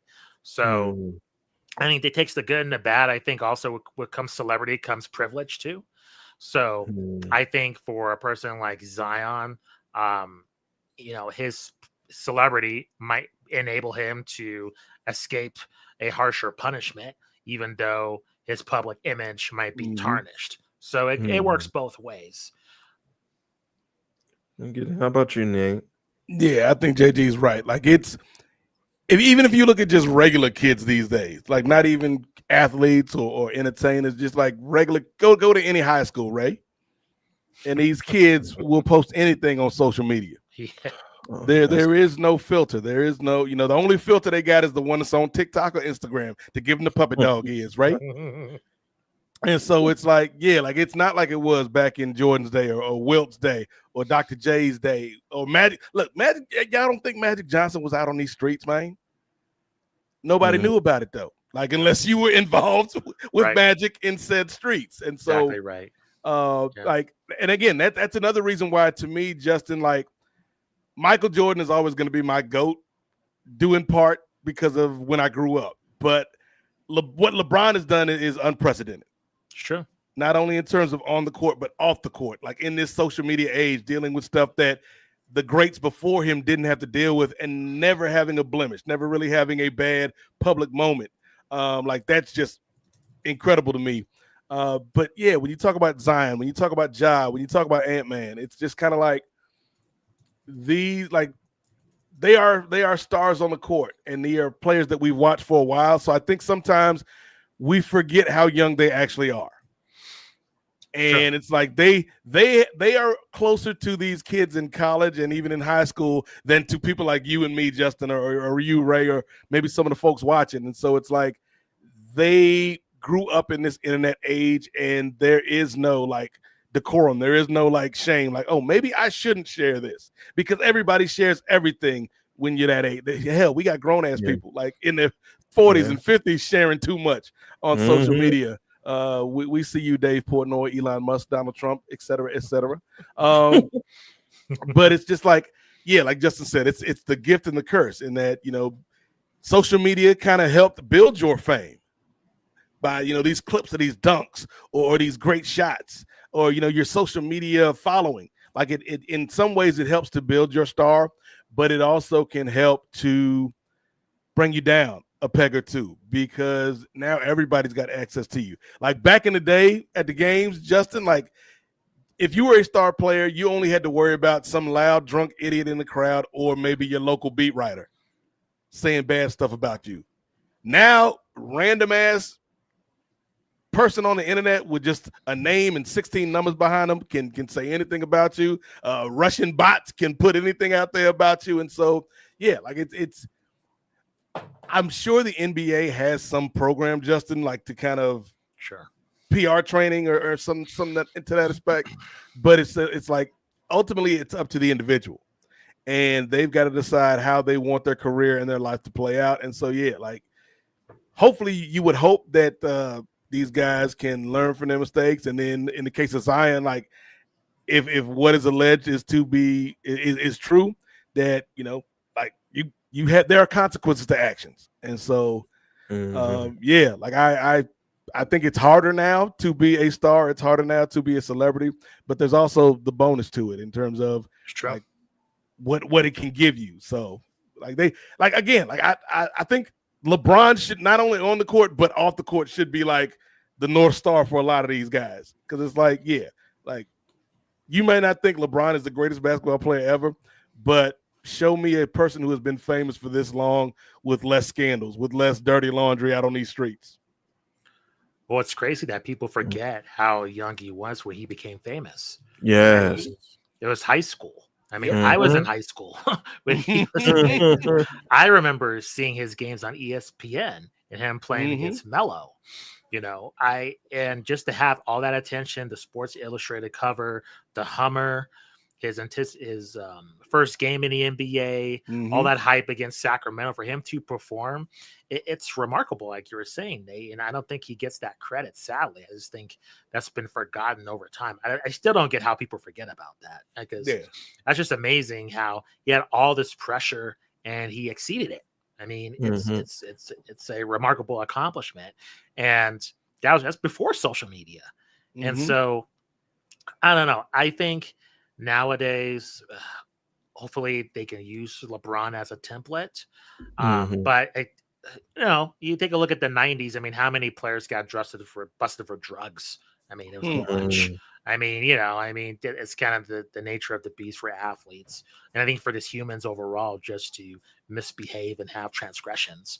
So I don't think this is a huge change. And I think as in terms of the reputation of the league, I would say that it's been improved dramatically compared to when I was watching, and certainly how it was in the 80s. So despite what we've seen from Ja Morant and Zion, I don't think that's the overarching narrative of the league in terms of what people think of the NBA. Yeah, that's a good point, because if you look at and even back then, like I'm looking in the 90s specifically, like even back then, the kind of perception from a lot of viewers that didn't really watch the games with it. It was a league full of thugs. Like there's no discipline. The leagues run amok. Look at Allen Iverson and the way he looks. Look at the way these players are behaving on the court. Look at Gilbert Arenas bringing these guns to the arena. Like they kind of painted it with a broad brush that the whole league Malice was a at league. the Palace. Yeah, Malice at the Palace. They kind of painted it like the whole league with thugs, Justin. But even back then, it was only a few instances, but it was certainly more than we have now. And so it's like when you get a Ja Morant case, it's kind of the outlier versus back in the 90s where even though it wasn't the norm, it was perceived to be the norm. Yeah, no, true. I think that the league has done a good job of improving its reputation. And I think it's been a remarkable turnaround for the league. And I think a lot of people just bashing it, I think what their true intentions are. Mm-hmm. Yeah. I agree. All right. Well, we just got done with halftime and we're going into the third quarter. Indiana is now leading 64-62. So this game, Justin, is kind of following a different template than the first two, because the first two, basically, it was the same exact game with just a different outcome. Because OKC had the lead most of the game, and then in game one, Indiana was able to keep it within 10 and were able to pull off the comeback. In game two, OKC just was able to put the foot on the gas pedal and keep that lead to around 15-20. And they just weren't able to catch up. Yeah. Whereas this game, they've been neck and neck for the most part. I told Ray I believe Indiana's going to win tonight, and then OKC wins the rest of the series. What are you thinking? I got OKC winning. It's so interesting because I have been known to underestimate the Pacers this entire playoffs, and I was not Pacers happy. Hater Justin Goodrum, right?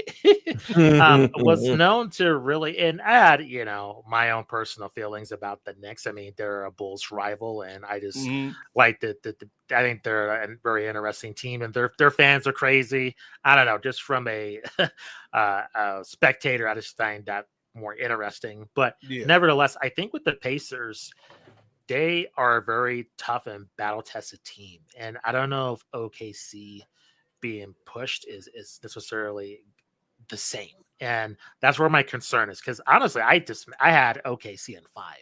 I did not expect it to be this close. With game 2, I kind of expect game 3 kind of to take the same form in terms of OKC just having more depth and being more consistent. But you got to give it up to the Pacers in terms of coaching, defense, and just a lot of will. I just think the inconsistency is where that concerns me in terms of just Siakam's performances, Halliburton's performances. That is where I was highly reluctant to give the Pacers any type of a shot. So it's shocking, but I think, it just shows really how disrespected the Pacers have been the entire season. But I think, like Scott Van Pelt said it, and when he was interviewing Tyrese Halliburton, I mean, they had a slow start. So, I mean, what do you expect people? What do you expect out of a small market team? You have a slow start. I mean, you're not the Lakers. So, I mean, you're not going to get that respect until you turn it around. So, it's tough with this series. It's going back and forth. I'm rooting for the 7 games. I'm always rooting for it to be super close.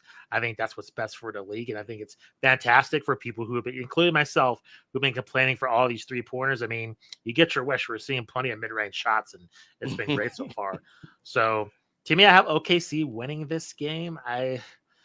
I'm not sure about my original prediction. I think that's highly in jeopardy. But overall, I do see the Thunder pulling it out one way or another. What about you, Ray? Lou Dort, USB port, People's Court, OKC in 5. You're getting better. You're getting better. I had to start off a little shaky in game 1. Yeah, I was thinking about too many things back in game 1. Now I got it finally figured out now. But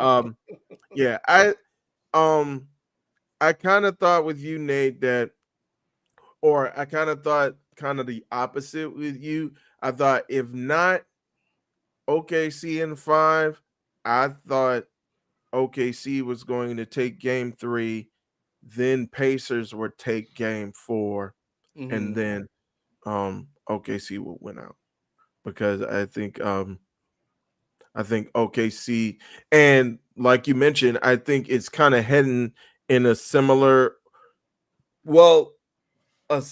direction as game 1, but reversed.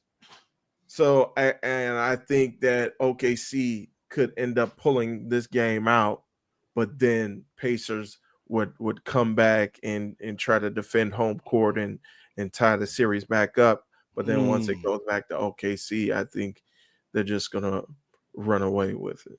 You ain't slick, Ray. I seen you try to use the Kobe system. So what you're saying is this series has to be a different animal, but the same beast. Same beast, yes, indeed. What the F are you talking about, Kobe Bryant? Ray and I were talking the other night, man, about how the late great Kobe Bryant. Like, as a player, I respected Kobe, but I never liked Kobe. Yeah. It wasn't until like maybe his last year or two in the league, and then afterwards, where you got to see him be a father and you got to see, details. And we got like old man Kobe. I really like that version of Kobe, and it's just kind of sad that like we didn't get more time with that Kobe. Yeah, it was just cut short. Yeah. Agreed. His death really hit me hard. I was like you, Nate, not a huge Kobe fan, respected his game, but wasn't like I had Kobe jerseys or any of that. But I remember just Matt and I, we had lunch that day, and that's the day he died. I couldn't believe it. I mean, it was a helicopter crash. So it was, I don't know, it was just surreal. I mean, just David's, I can't remember if David Stern was before or after that. I'm not sure, but within the same time span, it was just a terrible time for the league, and that pandemic happens. I was going to say, like, nothing has been right since Kobe left us, man. Yeah, no, it's true. Just totally depressing. And I think while Kobe was alive, I think we're just starting to see Kobe's impact on the game beyond him on the court, just in terms of what he did for the W and then other college athletes as well. But I think since his death, you really see how much of an impact he had just on so many other tentacles of the sport, outside of just his tenure with the Lakers as well. Just sad. I was pretty broken up about it. I was shocked by my response. I couldn't really believe it. Because I enjoyed the guy's game, watching what he did on the court, but was not a huge Kobe fan at all. But his death was just very sad, and the inside the NBA, the tribute, it was brutal. It was really hard to watch, to say the least. And Kobe was another guy like LeBron that we got to see grow up in the league and make his mistakes, and then learn from his mistakes and mature as a player and as a human being. And so, when you talk particularly about women's basketball and how Kobe showed love to women's basketball, and the relationship he had with people like Diana Taurasi and Sabrina Ionescu and his daughter, and it's just like, man, like the world needs Kobe right now, man. Yeah, man. It's just it's a tragic thing, and I was kind of in a similar spot where, as Nate mentioned, we were talking about this as well. Like my brother is a Kobe stan. Like if brother Chris is the president of Kobe stan, my brother is like the Secretary of State of Kobe stan. And so I was like the total opposite, especially with the stuff that happened after Shaq left. And then it's like, you wanted your own team, but now you want to get traded, and now he's like, oh man. And so, but like you were saying, Nate, like once we got old man Kobe, and he was kind of ingratiating himself with everyone, and brother got like an Oscar. He won an Oscar for like a little short film that he did too. It was like he was just starting to branch out and show more of his personality, even though I hate when people give themselves nicknames like, you are not the Black Mamba, nobody else calls you that. I'm still even in the grave, so I'm sorry, Kobe. Yeah, that's a party foul. Yeah, you shouldn't give yourself your own nickname. Yeah, agreed. It's like It's like the crew gives you a nickname, no matter how bad it is, it sticks with you. They used to call me Matumbo. I didn't like being called Matumbo. I think you hit on something though, Ray. I think part of what I didn't like about Kobe as a player, despite respecting his game, is you just said Kobe started to show more of his personality and come into himself more when he was a player, particularly in those early years, like the first 5 years or so. He was just kind of like Michael Jordan 2.0. Yeah. And it was just like you could tell a lot of what Kobe was practiced and rehearsed, and it didn't feel authentic. And so like I never felt like I connected with Kobe because I didn't feel like we ever saw Kobe, because all we were seeing was Kobe doing Michael Jordan. And so it's like, I already seen Jordan. Like, we know what that dude is. I want to know who you are. And so like we never really got that during the bulk of his playing career, but like towards the end, it was like, okay, there's something more to this guy than just being the next version of that guy. Right. Yeah. No, it's true. Yeah, I agree. All right, so we got ourselves Kobe system commercials, Ray. The Kobe system commercials was doing numbers. See, I gotta rewatch some of those because I used to watch those like at work.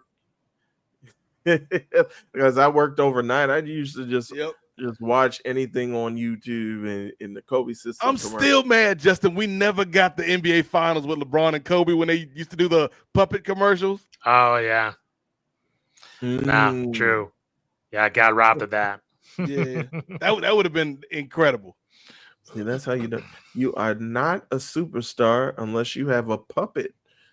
Your own puppet in a commercial, like Lil Penny. Yeah. A puppet voiced by a random comedian. Right.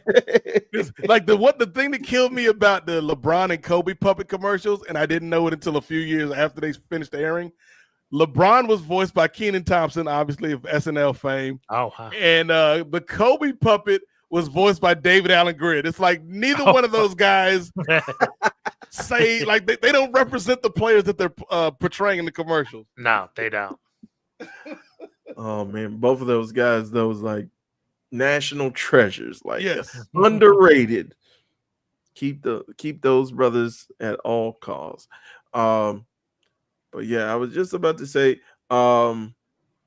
we got a lot of personalities here in Indianapolis. They show.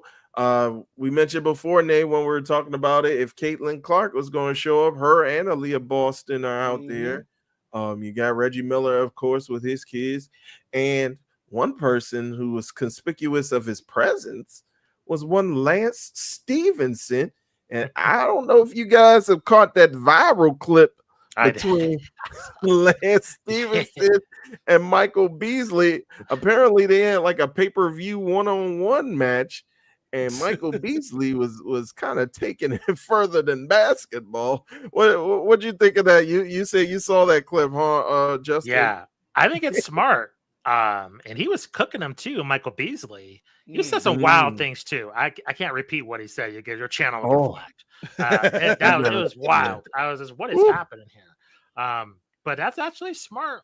And I wonder if the Big Three can probably capitalize on it, because that's a league that doesn't really have any animosity or big storylines.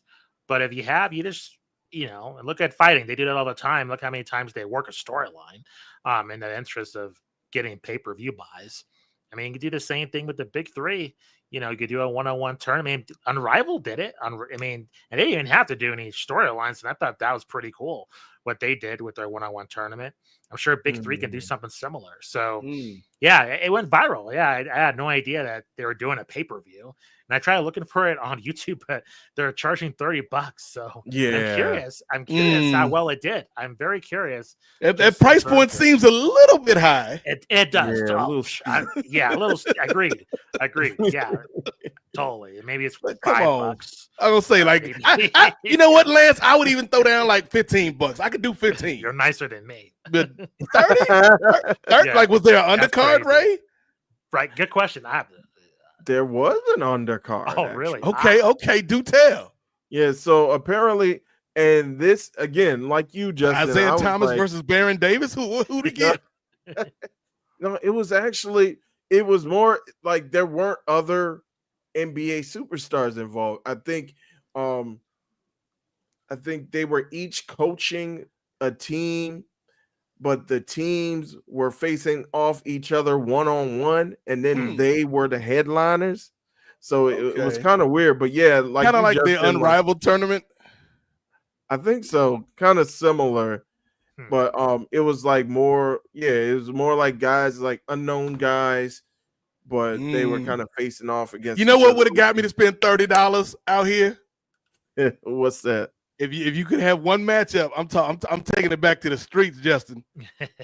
Your co-main event alongside Lance Stevenson and Malik Beasley. Your co-main event, the Professor versus Skip to My Lou. Let's go. Oh yeah. Yep. Rafe Alston back on these streets. Sign me up and have my Babito goodness. Garcia be the MC. Just interviewed him. Babito. Just interviewed him a couple of days ago. He has a new book Nice. coming out. Nice. So yeah, if he's involved, you get all those elements. I'm down. Yeah, take my money away. Yeah, And one was like an era, man. You had to be there. was NBA Street Volume 2. too. Exactly. Yeah.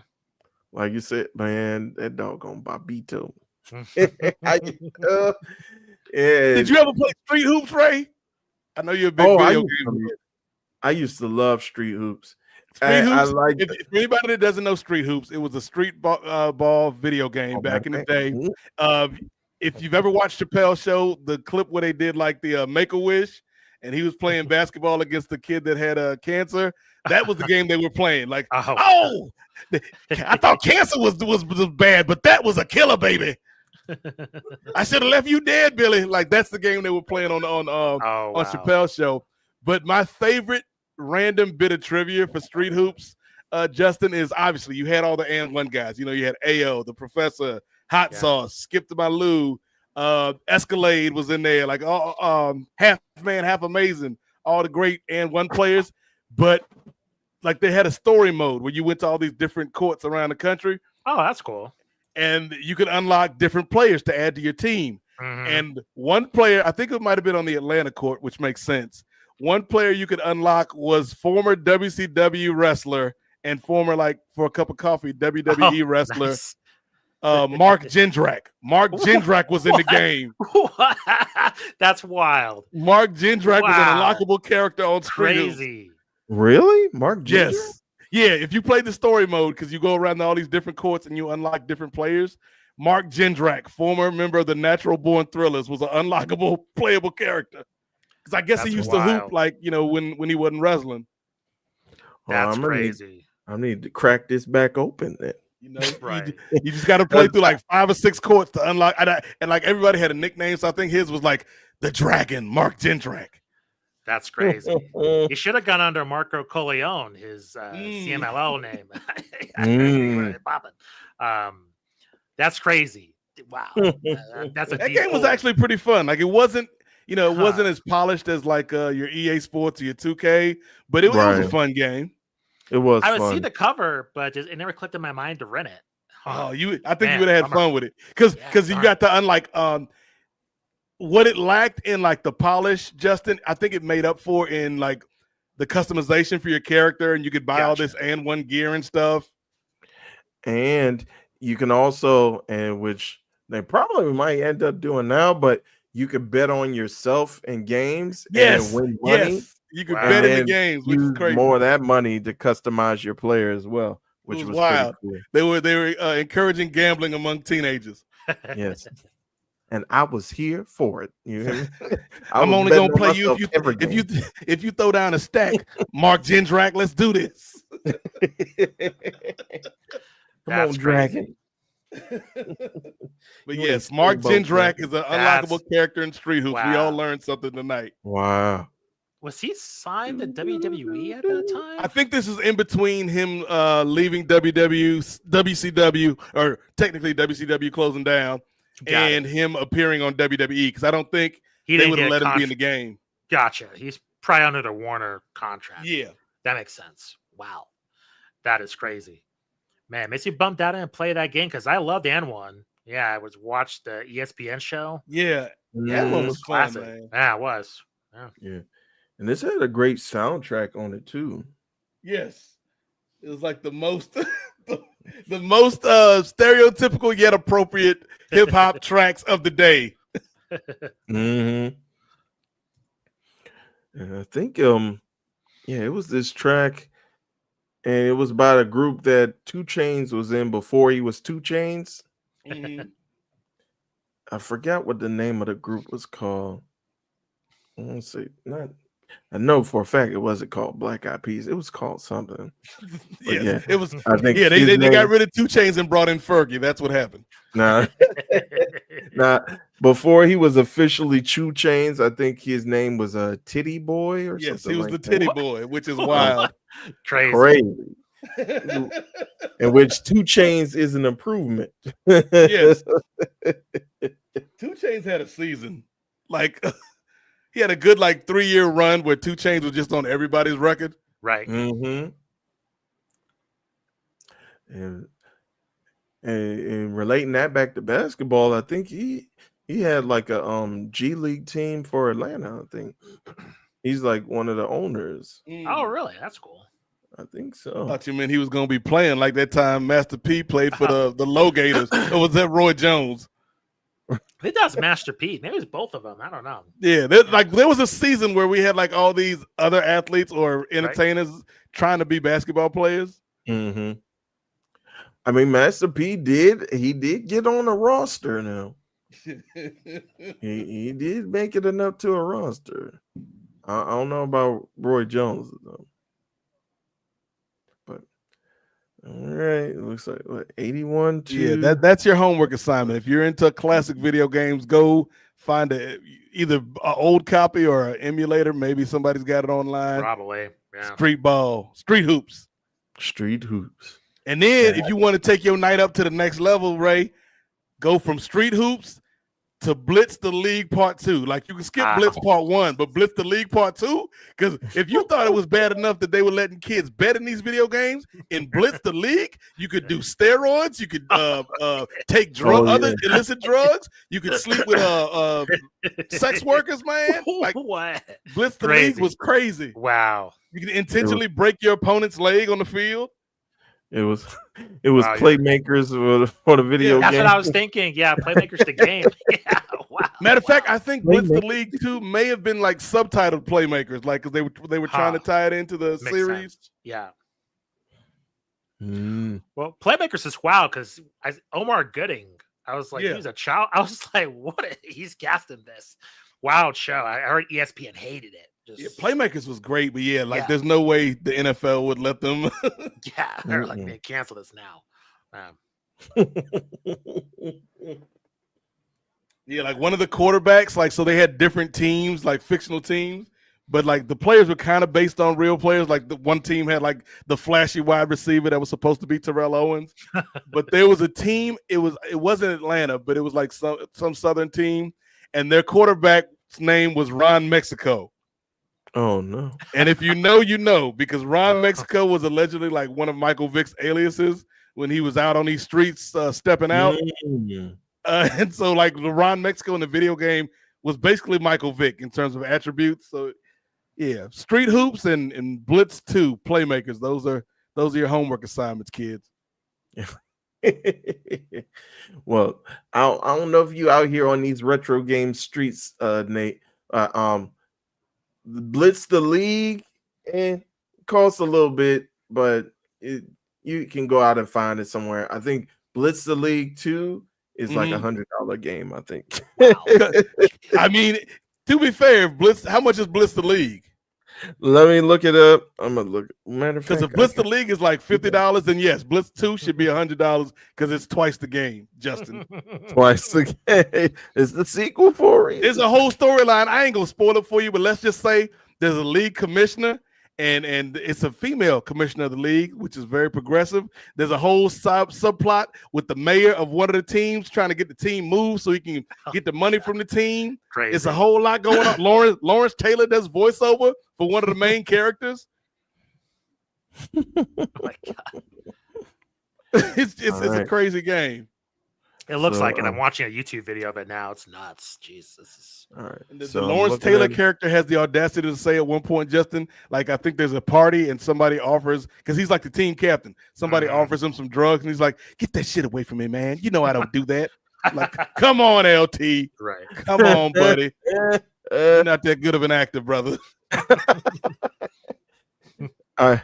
So I'm looking at it now. So it got so I'm gonna do for both the PlayStation side and the Xbox side. PlayStation 2, Blitz the League, complete in box, meaning manual and cover art and everything, $15.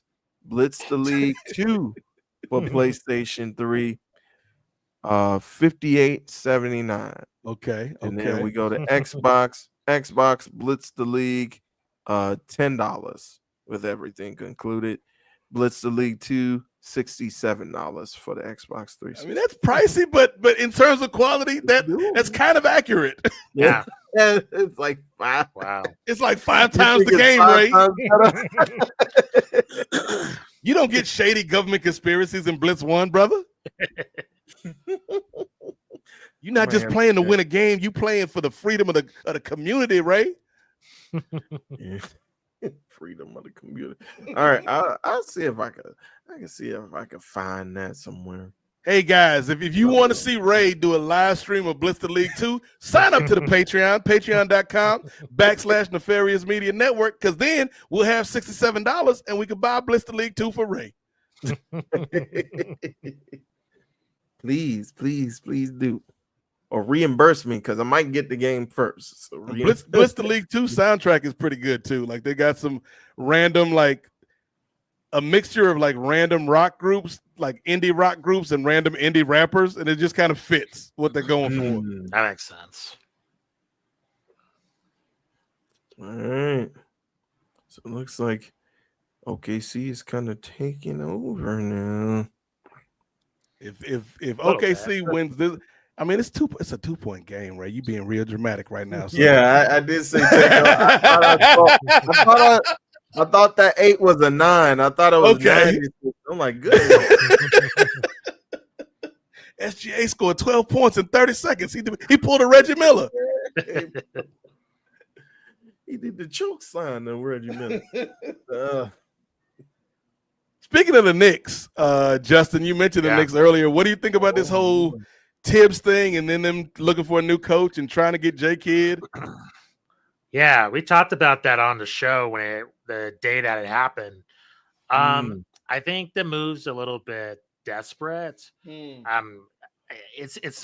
interesting because all these other teams, they're denying having the Knicks talk to their coach. I think it's really interesting. I mean, all I'm seeing is that so-and-so team is denying the Knicks talking to their coaches, including the Bulls.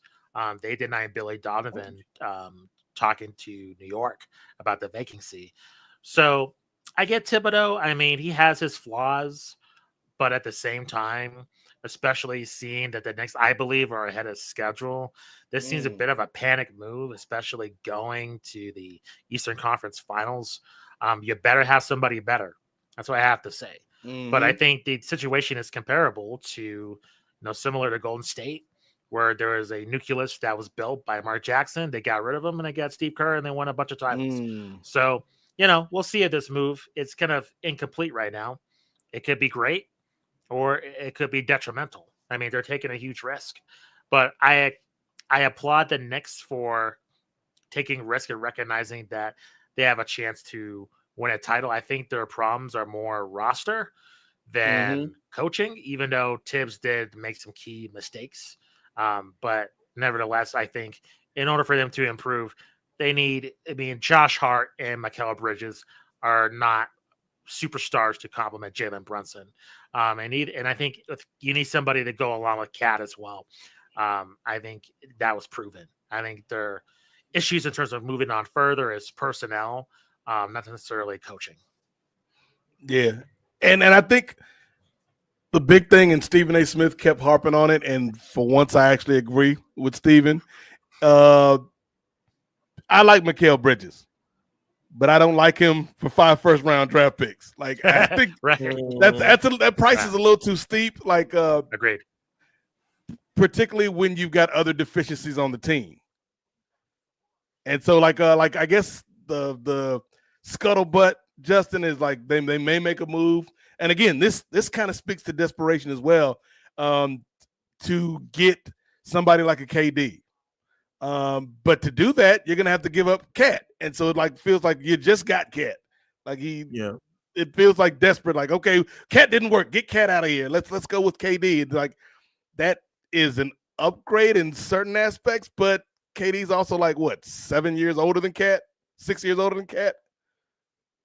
Mm-hmm. No, it's true. Well, I feel like with KD, I don't know that this guy is cursed. I'm not really sure what is going on, but ever since he left the Warriors, I just feel for his efficiency and his star power for the teams that he's gone to have huge problems. I mean, at some point, things could become a pattern, right? Like, I don't think it's a coincidence. I mean, you take a look what happened with Brooklyn. You take what happens with the Phoenix Suns, even a falling out with the Warriors. I mean, I think there is something to this guy's personality, even though he is a fantastic player. So I mean, there's all sorts of rumors now with KD and all these trade scenarios. I really don't know what his future is, but yeah, it just seems rather strange. And yeah, him going to the Knicks, man, it's things that depends how much they give up for him. I mean, I don't know. I can see it being great. I mean, he wins a title in New York. He's a legend forever. But I can see it going the opposite direction too, with his track record of getting along with teammates. Now, I think I've been hearing that there are rumors. NBA insider Ray Williams. Ray been hanging out at the hotel lobby with Wendy. No, not at all. But I just been hearing information. Well, not information, but just reveal your sources, Ray. Well, you know what my main source is, the friend of the program, Bomani Jones. They were discussing Jason Kidd as possibly being fit to leave Dallas and go there to coach there. Did that get nixed by the Mavericks, or was that a rumor, Justin? Nixed by the Mavericks? You see what I did there? Let's see. Let's take a look, because I heard that as well. I mean, heavily he is being discussed. It looks like they were denied. Yeah, the Mavs denied the request. That was 6 hours ago. That was today. Okay. It's like a total lockdown with for the Knicks. I find that very interesting. And same thing happened with Udoka in Houston, correct? Mm-hmm. Yep. And do you guys? Oh, you mentioned Udoka, friend of the program, first time podcast, or first time being a guest as a podcaster. Richard Bando, he joined us for the first game for Game 1. Knicks fan. Born and raised in New York City. He mentioned Ime Udoka being one of his like sleeper picks as far as coaching there. But you were mentioning something about Houston putting them on lockdown. I think so. I mean, that would not make my co-host very happy. They're a huge Houston Rockets fan, so that they would not be pleased. But I think he'd be a great candidate. But yeah, there's I mean, it's the Knicks and they're good. So that's a huge job for anybody to get. I mean, the strike where the iron's hot. It's a huge job, but it's also a pain in the ass kind of job too. Totally, JG. Yep. Oh, yeah. Totally. Yeah, you're playing for a terrible owner. Yes, and a huge, massive track record of just huge blunders. So huge risk, huge reward. No. So if none of the names we've thought about, and we're not going kind of the retread route, no offense to like a Jeff Van Gundy or like. Sure. Mark Jackson, who I thought did a hell of a job, kind of the formative stages, building that up with Golden State. I would have loved to see Mark Jackson get another shake at it at some team. But if not one of those retreads or any of the hot names that have been rumored, JG, like where do they turn? Because I think in the long run, you may be better off going for somebody who's kind of been working their way up the ranks and go that route. But that's not gonna sell the sizzle in New York. Yeah. No, it's true. I mean, I don't see them going the assistant route unless they get an assistant from the Pacers or the Thunder. You can kind of sell it as they won a title recently, Right. and you can kind of build it from there. But I think fans are not going to be excited. But Knicks fans are always skeptical. I mean, they freaked out over Porzingis. They freaked out over other picks too, and you kind of have to prove it to them unless it's a flashy name. So I think for the Knicks, it's best for them to take their time and get who they want, rather than to just get that instant pop from their fan base. I almost don't want them to pick somebody that I root for. Like, I'm not a Pistons fan, but I do root for JB Bickerstaff.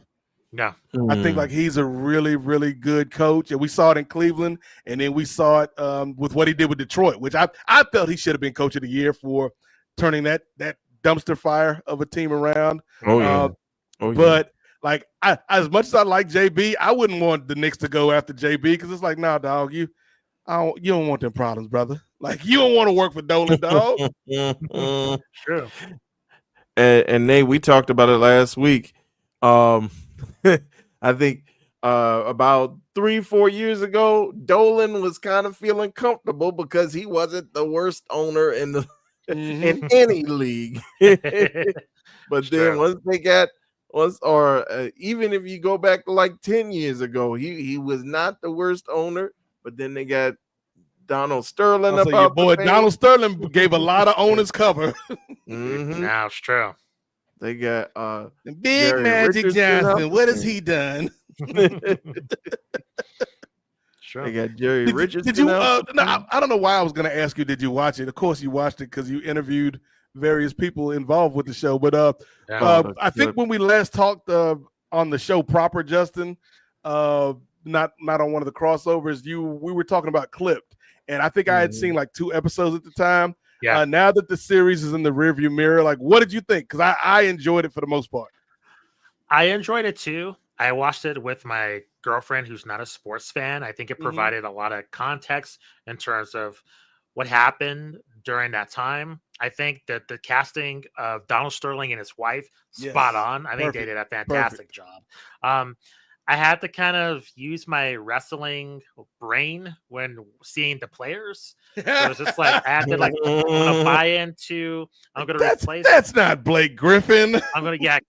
I'm going to replace the faces on the players with the realistic versions of them in my mind. I know he's not an actor, Justin, but they could have just gotten Blake Griffin's twin brother. Right. Yeah. Come on, dog. Yeah. That was they a little fake bit hard. Diesel and fake Razor Ramon. Yeah. I just thought that the guy who got DeAndre, I was trying to figure it out. I was like, who is that guy who's always hanging out with Chris Paul and Blake Griffin? Who's that? Right. It was DeAndre Jordan. I was like, like a 6'5" DeAndre Jordan. I'm like, that doesn't work. No. Yeah. The casting was tough, but I liked how the show told the story from I forgot her last name. Stiviano's. There you go, Stiviano. Like her perspective, I think when everything was going down, she was portrayed as just, I don't know, a person that was, very going through a lot of different mental health struggles. And I think with this, we're able to really get the sense of humanizing her, what she was going through, why she did it. You either agree or disagree, but getting her perspective. I think the show did an awesome job of that. So my casting qualms aside, I thought the show was pretty good.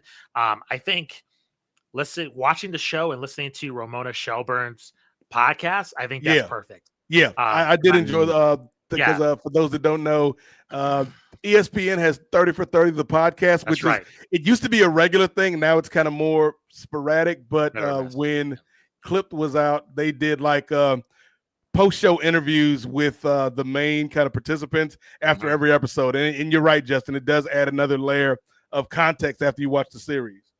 Yeah, and it goes into like Donald Sterling's history with real estate, just his history of racism outside of basketball.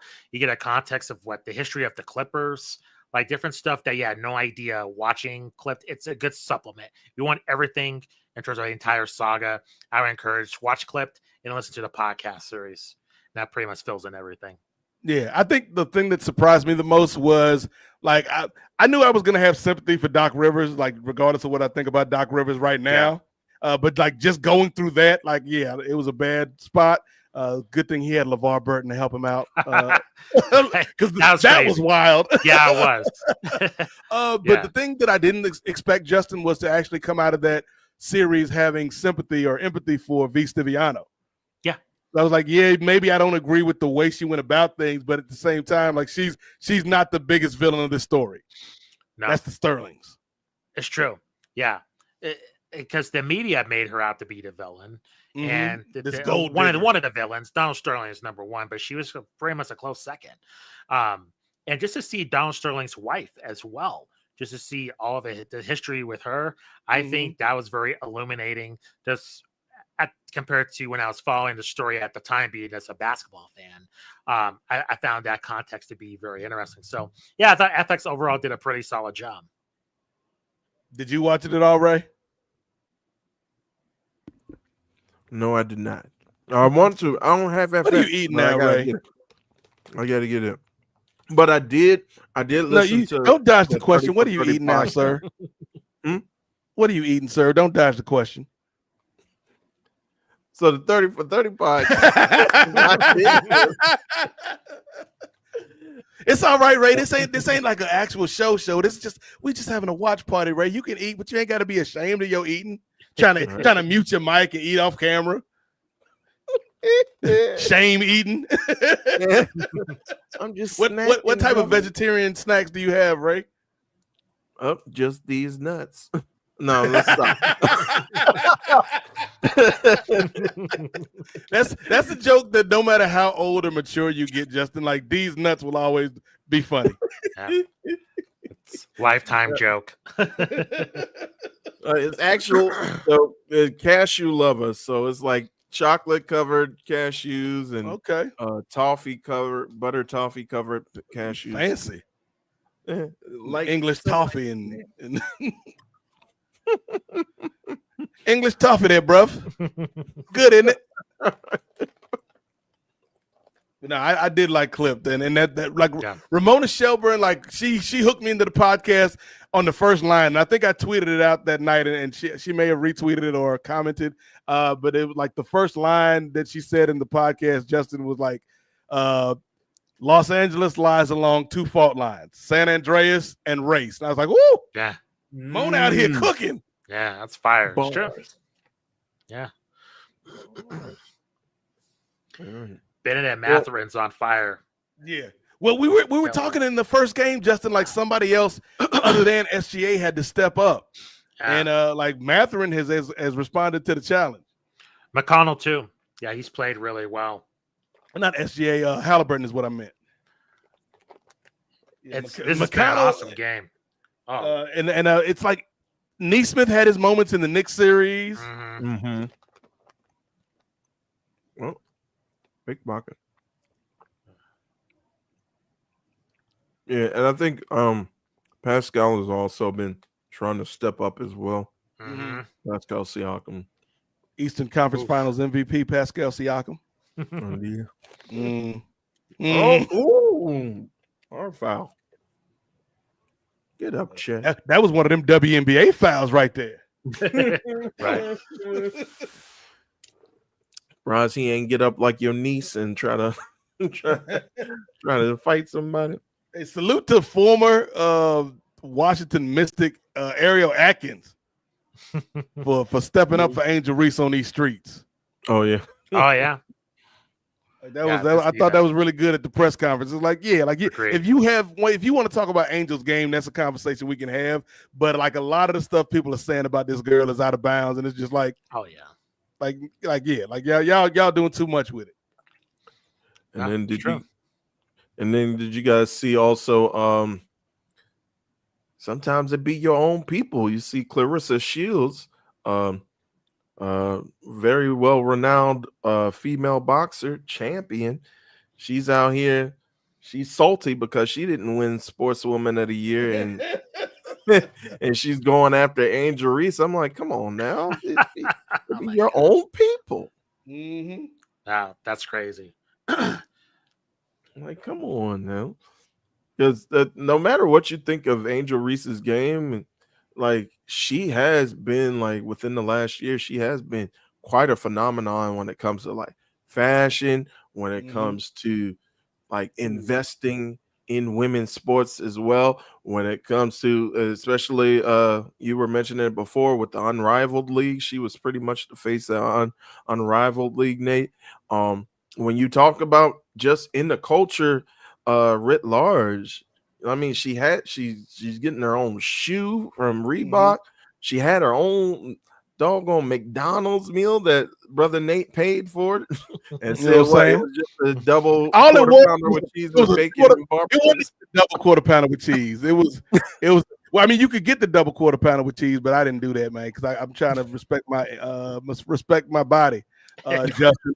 It was a quarter pounder with cheese with bacon and barbecue sauce. I could have made that. I didn't have to pay the extra $3 for the Angel Reese special, but I did because I support women's sports, ladies and gentlemen. Well, the problem they have with Angel Reese, strong, powerful black woman, outspoken, and establishment doesn't like that. And really, you take a look with men, they didn't like that with anybody that was different outside of the establishment. Dennis Rodman comes to mind. Even, Draymond fouls aside, he takes a lot of just crap outside of what he does on the court. So it's disheartening to see. But I think with Angel Reese, I give her props. I think it's just crazy for people just, you see even ESPN where she went 0-7 and immediately she's getting clowned on the app compared to Caitlin Clark, where she had a shooting drought before she got hurt. I didn't see a word for that. And, not to knock Caitlin Clark. She's a shooter. She goes through droughts. That's called sports. So I don't know. Yeah, I think you see just the hater quotient is certainly higher on Angel Reese. That's for sure. The thing that gets me, Justin, is like the big critique I see online by supposed basketball fans is all she does is rebound her own misses. Like, A, that's factually incorrect if you look at her stats. But B, ain't that the damn point? If you miss a shot, don't you want to hustle up and get the rebound and get your team another scoring opportunity? Like, when did offensive rebounding become this thing where like, oh, that's not something that we appreciate? That's true. No. It's ridiculous. I think people, when they make like the TikTok videos or the IG shorts of the, I think they're just like, she's missing on purpose just to stack. Right. I was like, who would do that? And one of the things we were talking about the other day, Justin, like if you looked at Unrivaled, it felt like Angel's game was, at least from an offensive standpoint, like the defense and the rebounding, that's still there. But it felt like the offensive part of her game was starting to come around a little bit, but it's regressed to a certain extent in this early part of the WNBA season. Do you think that is maybe is it Angel pressing too much? Is it something with the new coach? Like, what's going on? So we interviewed Matt and I, Carly Bell, WNBA journalist, covers the Sky, and she seems very high on the new coach Tyler Marsh. I am not. I thought getting rid of Teresa Weatherspoon was a colossal mistake. Yes, I agree. And I think you're probably seeing that with Angel this year. Now, I will say it's still relatively early in the season. I think let's kind of give it a couple of weeks in terms of kind of getting her rhythm back. And even after the All-Star break, we'll see. But it's rather peculiar with the Sky, just with that roster, they're not as that number as the record indicates at all. And I don't know. I've been fairly. They just lost Vandersloot for the season. That's a bad, like any injury like that is bad, but like particularly for this team, because now you're giving HVL more minutes, and I like HVL, but I don't think she's ready yet.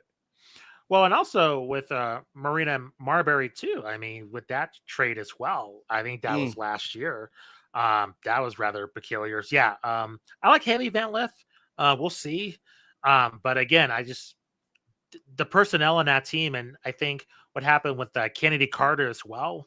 That was weird. They missed Kennedy. They missed Kennedy. Yeah. I think with the Sky, they've made some rather peculiar. I think Ariel and Kennedy, like that gives you a bit more offensive punch if you had both of them. But like, and I like Ariel Atkins' game a lot, but like she's not she's not Enrique. You know what I mean? Like she's No. not that type of offensive player. So like if they had Kennedy, I feel like that would give them a bit more balance. No, totally true. Because with Cardoso and Angel, like I love both of them, but they are not at this stage of their careers offensive, like dominant bigs. It's true. Yeah, they're not. They're struggling in some cases, but I think there's potential there. I see the vision, but again, it's some of their personnel moves they made over the last few months or so. I think that's been a huge issue. You know what's so sad, Ray? Watching these WNBA Instagrams posts, and then they, they every team got their little chant coming down the hallway. And they showing like the Sky Town, are you ready? Sky Town, are you ready? And it's just the most like last year they had some joy, Justin, when they came down the hallway. Now it's just like Sky Town, are we ready? Sky Town, are we ready? And it's just like even the pose that Angel strikes with I forget who's the other girl that does the pose with her. It's just like, okay, let's get it over with. It's just like, oh, I feel bad. Like I feel like. And maybe some of this has to do with some of the off the court stuff, Justin, like that Ariel was talking about at the press conference. But it feels like there's not a lot of joy for Angel this year. Whereas with last year, even though there was still a lot of that nonsense and noise, it felt more joyful for her. It did. No, that's just such a shame. But I will say to that point, I think it's very interesting with the CBA agreement and the amount of abuse that she has taken in the WNBA. I wonder if she was taking that in Unrivaled. And if that's not the case, and Carly brought this up, we're talking to her, Unrivaled broke even. I mean, that is remarkable for a first year. And so with the CBA negotiations and with Angel being the face and they pay well, I mean, they pay her more. Is it in her best interest to keep playing with the WNBA? I'm not sure that it is.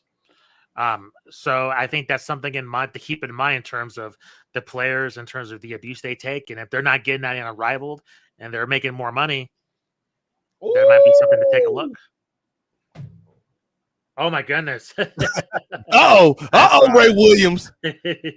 How did the Pacers come back from that insurmountable lead you talked about 5 minutes ago?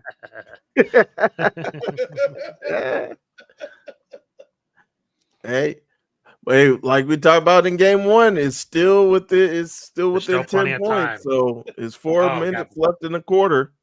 It could be it still could be anybody's game.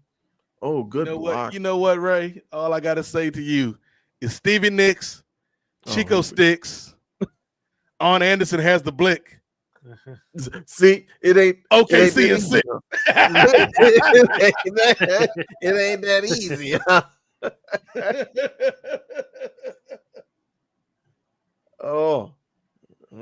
Okay, Ray. How about this one? Chico Sticks. Kids don't eat tricks. Stevie Nicks. I'm gonna run it back. OKC is 6. Damn. With the pink shoes on. Ooh.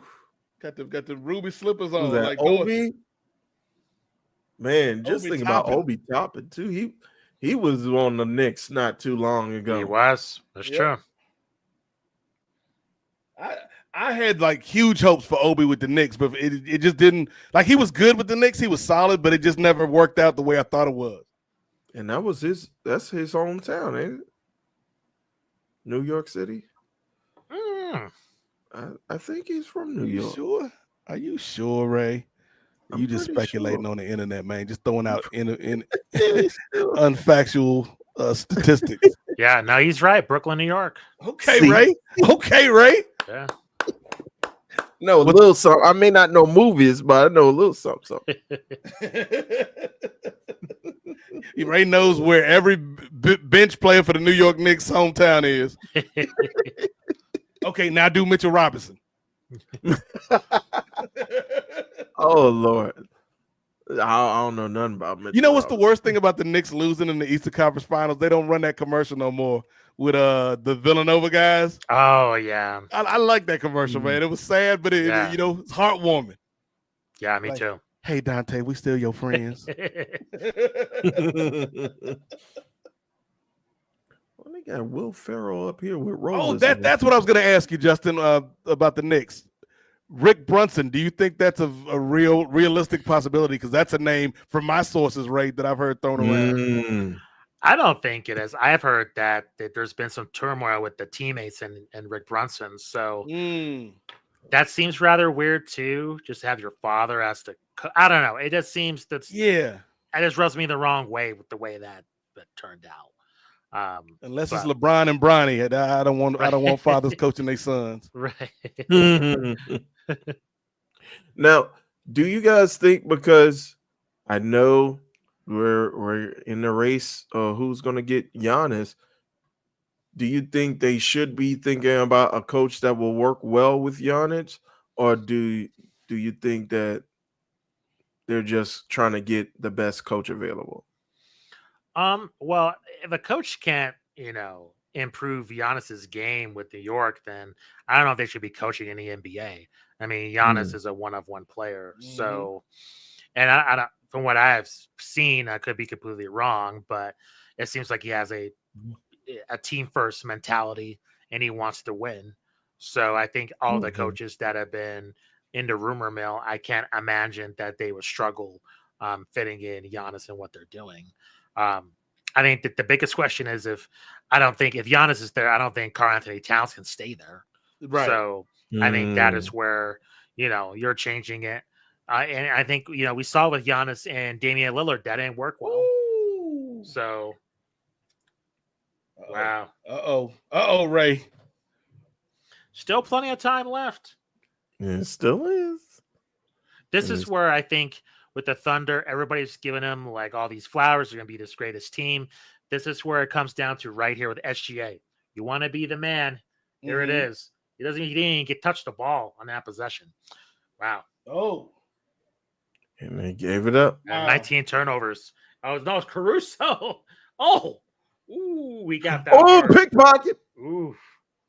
Yams. Oh. Ooh, it's a playoff foul. Yeah, he took a shot. Yeah, he did. And you just mentioned it, Justin. It seems like, I know in the first two games, OKC were the guys who were kind of like their defense was pretty much shutting down or stripping Indiana at will. But right now, it seems like Indiana is kind of getting the upper hand in the defensive. Yeah, I agree. Did Ray tell you about my theory earlier about Caitlin Clark, Justin? I don't think so. So I've been thinking a lot about this, man. The universe is full of mysteries, Justin. And the Pacers have a brand new the Fever have a brand new head coach this season. Head coach Stephanie White in the building. She formerly played for the Indiana Fever, wore the same number as Caitlin Clark. That's true.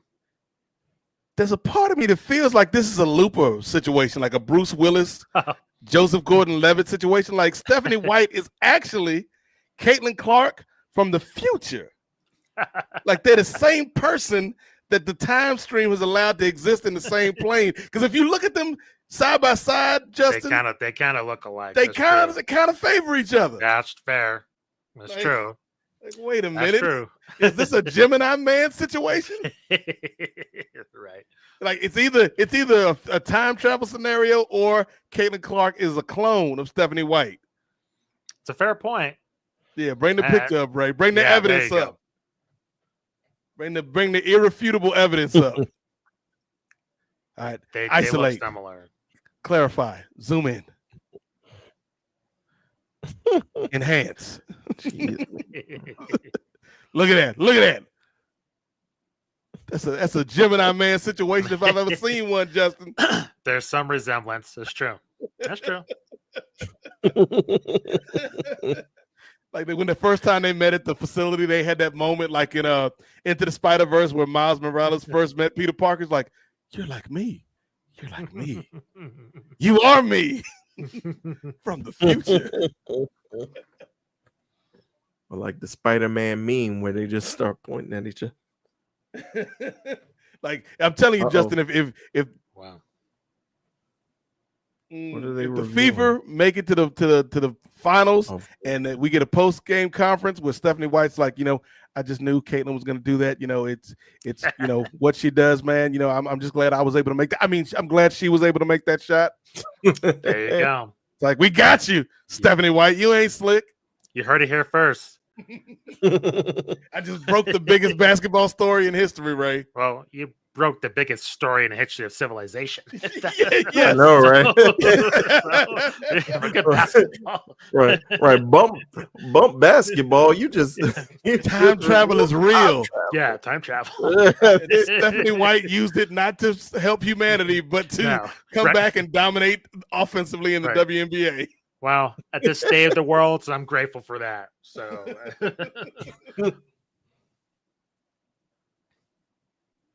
All right. Caruso's at the line. All right. Austin Reeves 1.0.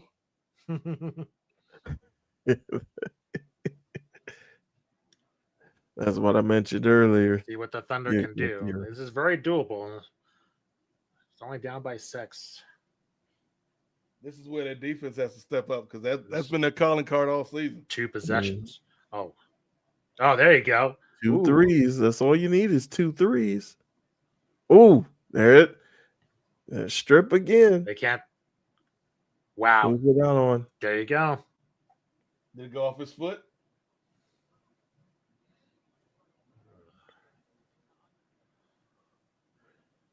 That's off Siakam. Ooh. If they lose this game, that's going to be a heartbreaker. Mm-hmm. Oh, the seat of his See if pants. he's the MVP. Let's see what he can do. A nice pass. Wow. He got it back, though. Dime. Whoa. Oh, Why did he take it himself? Yeah. Wow. Not That smart is- shit. Brutal mistake. Oh, The ball was off me, coach. and you guys mentioned earlier Miles Turner. He's stepping up big in that Yeah. defensive series. Oh, That could have my been the goodness. dagger right there. wide open corner 3. Nope. Ooh, we're running. Man, 90 seconds left.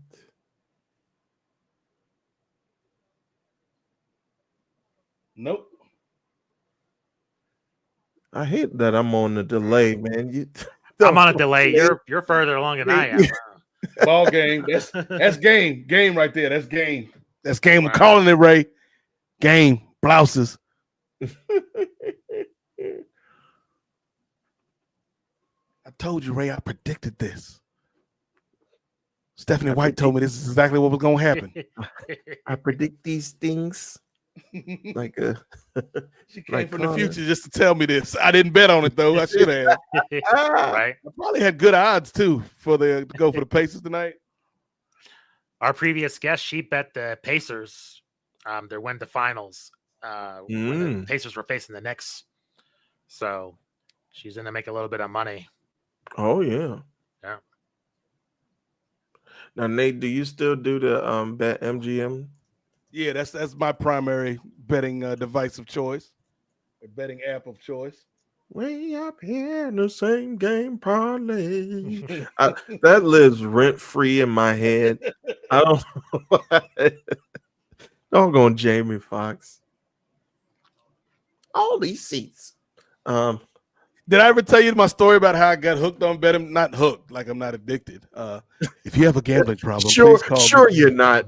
But That's what I they all- originally got on there because I was like this during the pandemic, and I was doing like freelance work, like I was doing voiceover stuff, Justin, and things of that nature, hosting shows for nonprofits.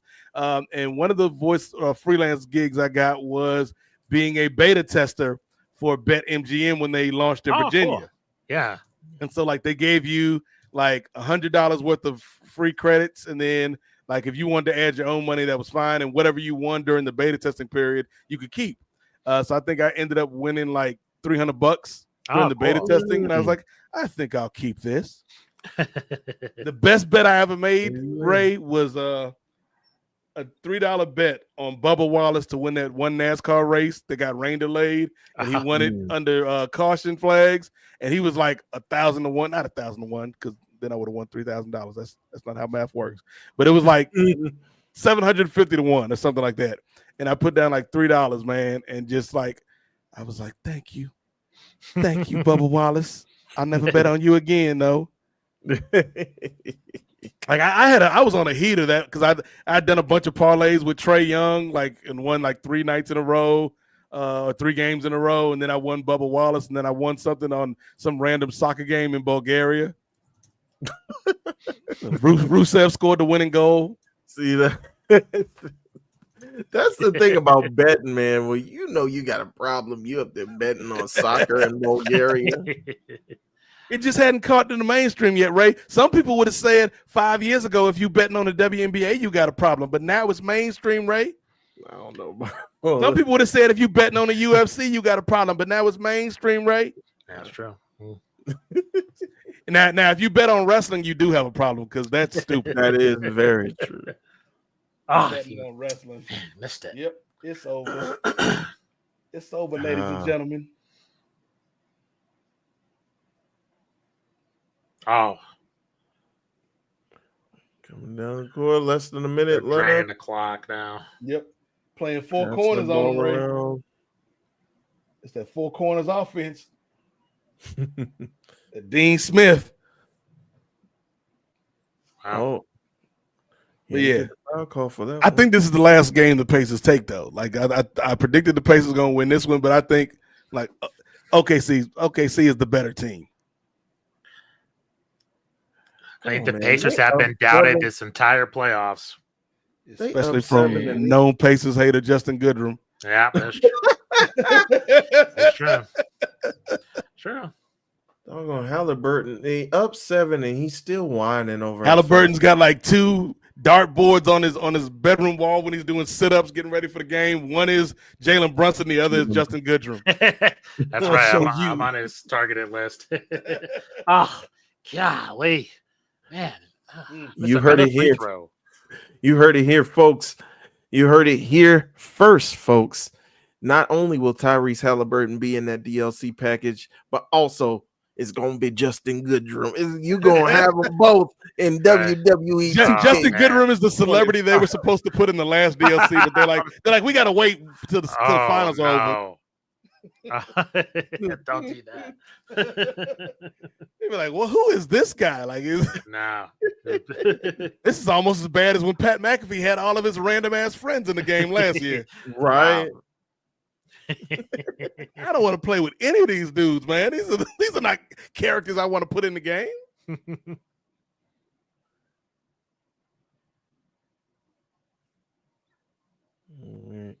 Yeah.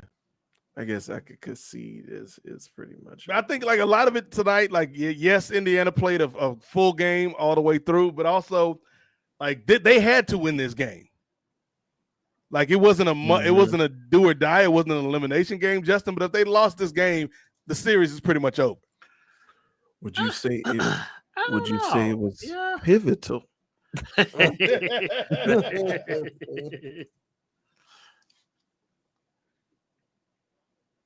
We'll see how OKC responds. Because if this game's close again, maybe we got a series.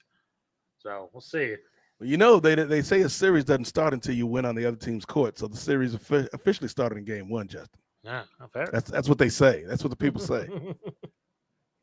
Yeah, a series doesn't start until you win on the other team's court. It's like that. What if you get swept?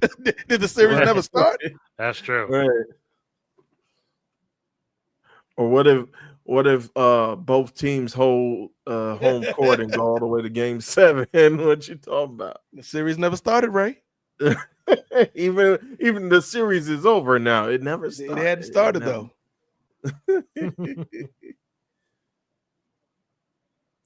Random thought. So Mathurin has double zeros, but Tyrese Halliburton has a single zero. Do you guys think that's supposed to work like that? As far as it feels like they're players cheating. have zeros, yeah. That I don't know, man. Yeah, weird. I'd be petty if I was on the Pacers. I'd get 000. That's what I was just thinking too. I was like, I wonder if you can do triples here. I think the highest number was Dennis Rodman. Like he was 99 for a few seasons. That's right. Yeah.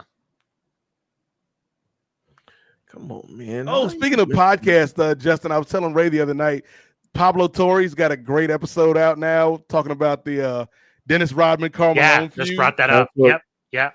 Yeah, Justin mentioned that before you came on, Nate. Excellent. Yeah, great video. Yeah. Bob Costas and Eric Bischoff on the same podcast. How can you go wrong? That's true. All right. 17 seconds, 7-point lead. That's it. It's over. Yeah. The Pacers take a commanding 2-1 lead, Ray. Like the commanding lead the Thunder had earlier in the game. My boy Ray said, "Oh, they starting to run away with it now." I was like, "Am I looking at the score? I saw a 90 instead of 80." Reggie Miller hyped up. Is it he ain't suited up to actually call the game? Well, he normally does it for TNT, so I guess he's done for the season. Yeah, he gets to go up there with the family. And Reggie going with them to ESPN, or is he going to like Comcast? Because I know I don't know. Yeah, that's a good not question. Comcast. Amazon, yeah. Because I know Stan Van Gundy's going to Amazon. Yeah, good question. Amazon's doing NBA now too. Yeah. Oh my goodness, Amazon. Yeah, because Turner doesn't I guess they kind of split it off, which is what all sports leagues are probably going to end up doing. Is like, hey, this is a hot commodity. We can break this up and sell it to a bunch of different people. Right, like have it on broadcast and have it on streaming, like alternating nights and stuff. Right.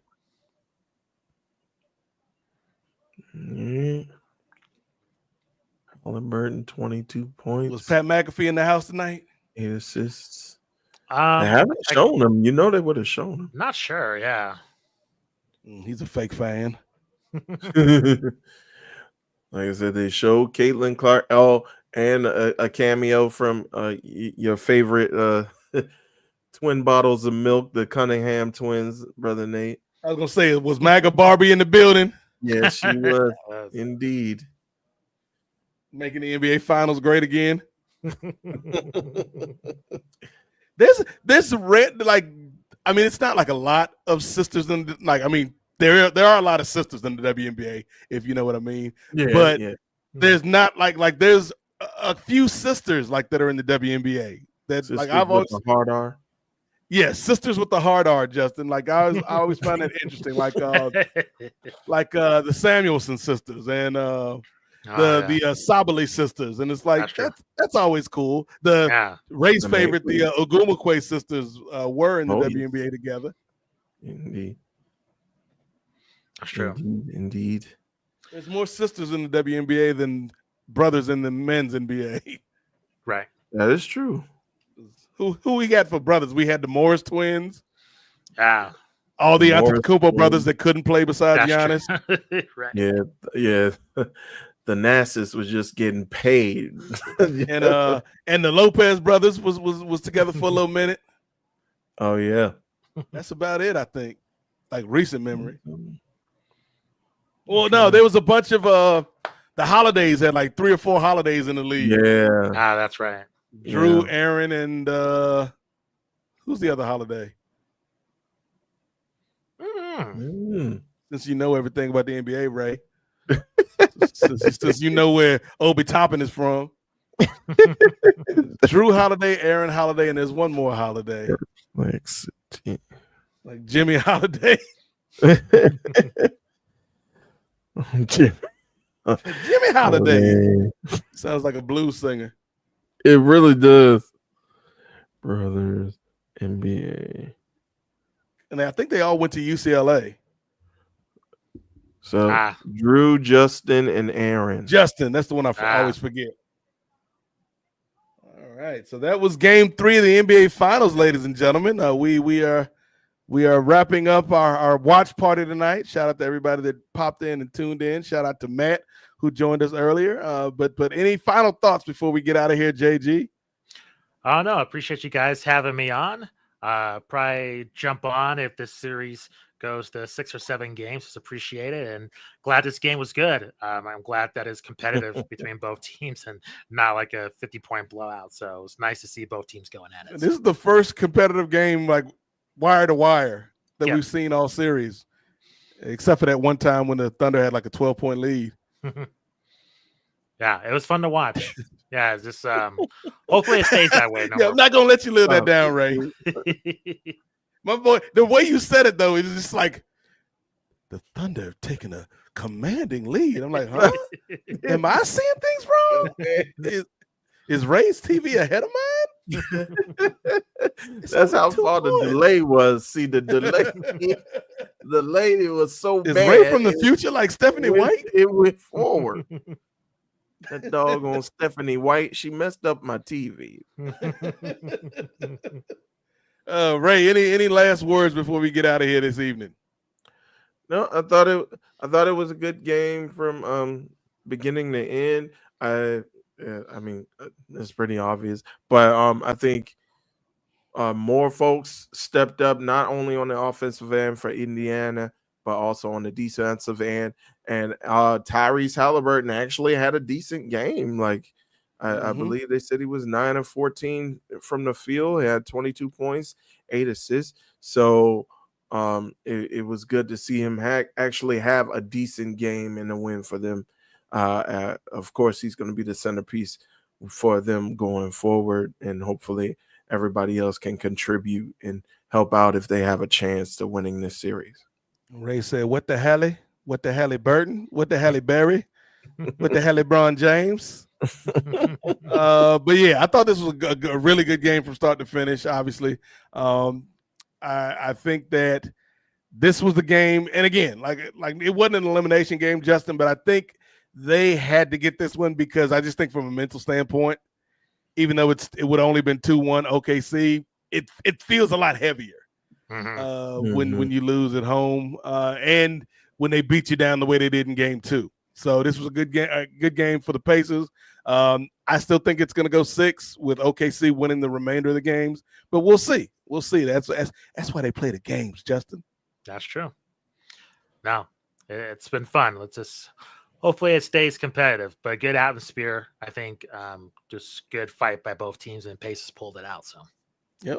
And again, thank you to everybody for checking us out. If you like what we're doing, head over to the Patreon, patreon.com/Nefarious Media Network. $5 gets you in the door. We may be having an announcement about the Patreon coming up on the next edition of the NWA podcast over at Post Wrestling. So stay tuned for that. There is no truth to the rumor, Justin, that Ray is going to cut his hair on the next episode of the NWA podcast.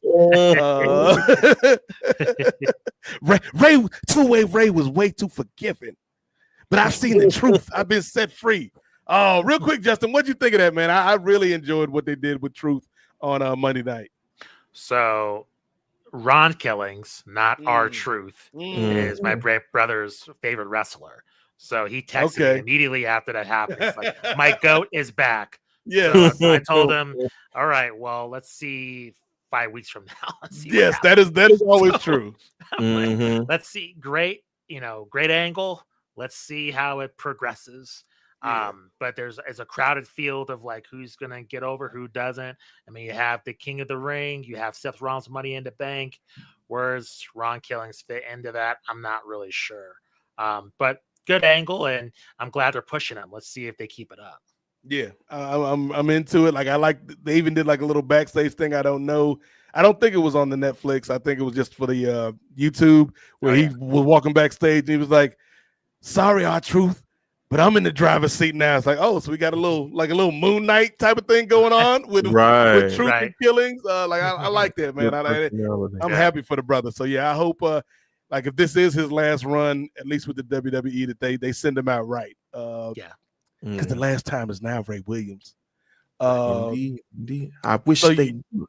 Yeah, yo, that like the way he shut down the What Chance. was amazing. That show you the respect the audience had for me. Like, I wish you would. It was like, oh, my bad, Unc. Right. I thought we was doing the thing we do. Like, oh, you being serious now? Okay, my bad. Like that was cool. So glad to see R-Truth back. Ron Killings back, Ray, for the first time ever in WWE. Former NWA World Heavyweight Champion. Indeed. And the Ron Cena shirts are back in stock. Go. Yep. He got 2 shirts out now. He got the Ron Killing shirts and they brought the Ron Cena shirts back. Like, again, like I knew this was going to happen, Justin. I knew that WWE was going to fail upwards with this whole thing. Yeah. Like, they made a critical mistake firing this dude or releasing this dude or not honoring his contract in the first place. And then it's like, oh, they get to bring him back and be heroes now. It's like, It's almost like when Trump like did the TikTok ban, and then he's like, "No, I'm bringing TikTok back, everybody." Exactly. It's like, but you're the one that banned it, man. Like, exactly.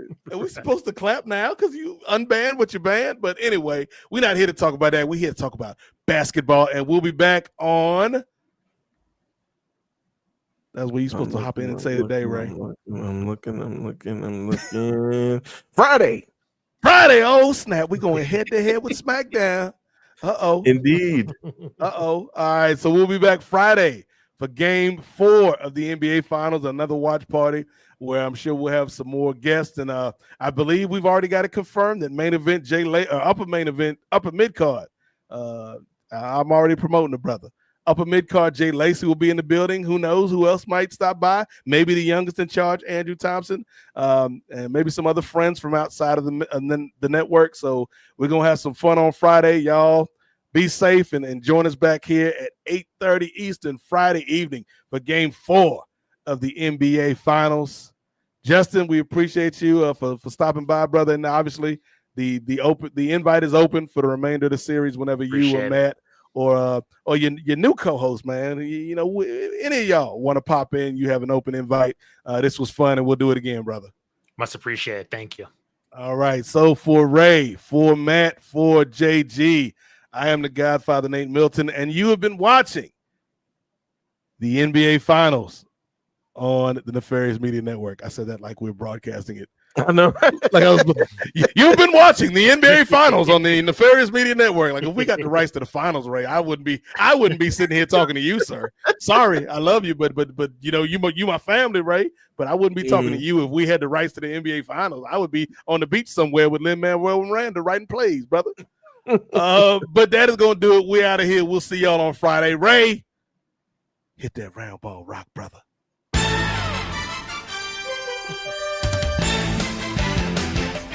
Fade away, Ray. Fade away.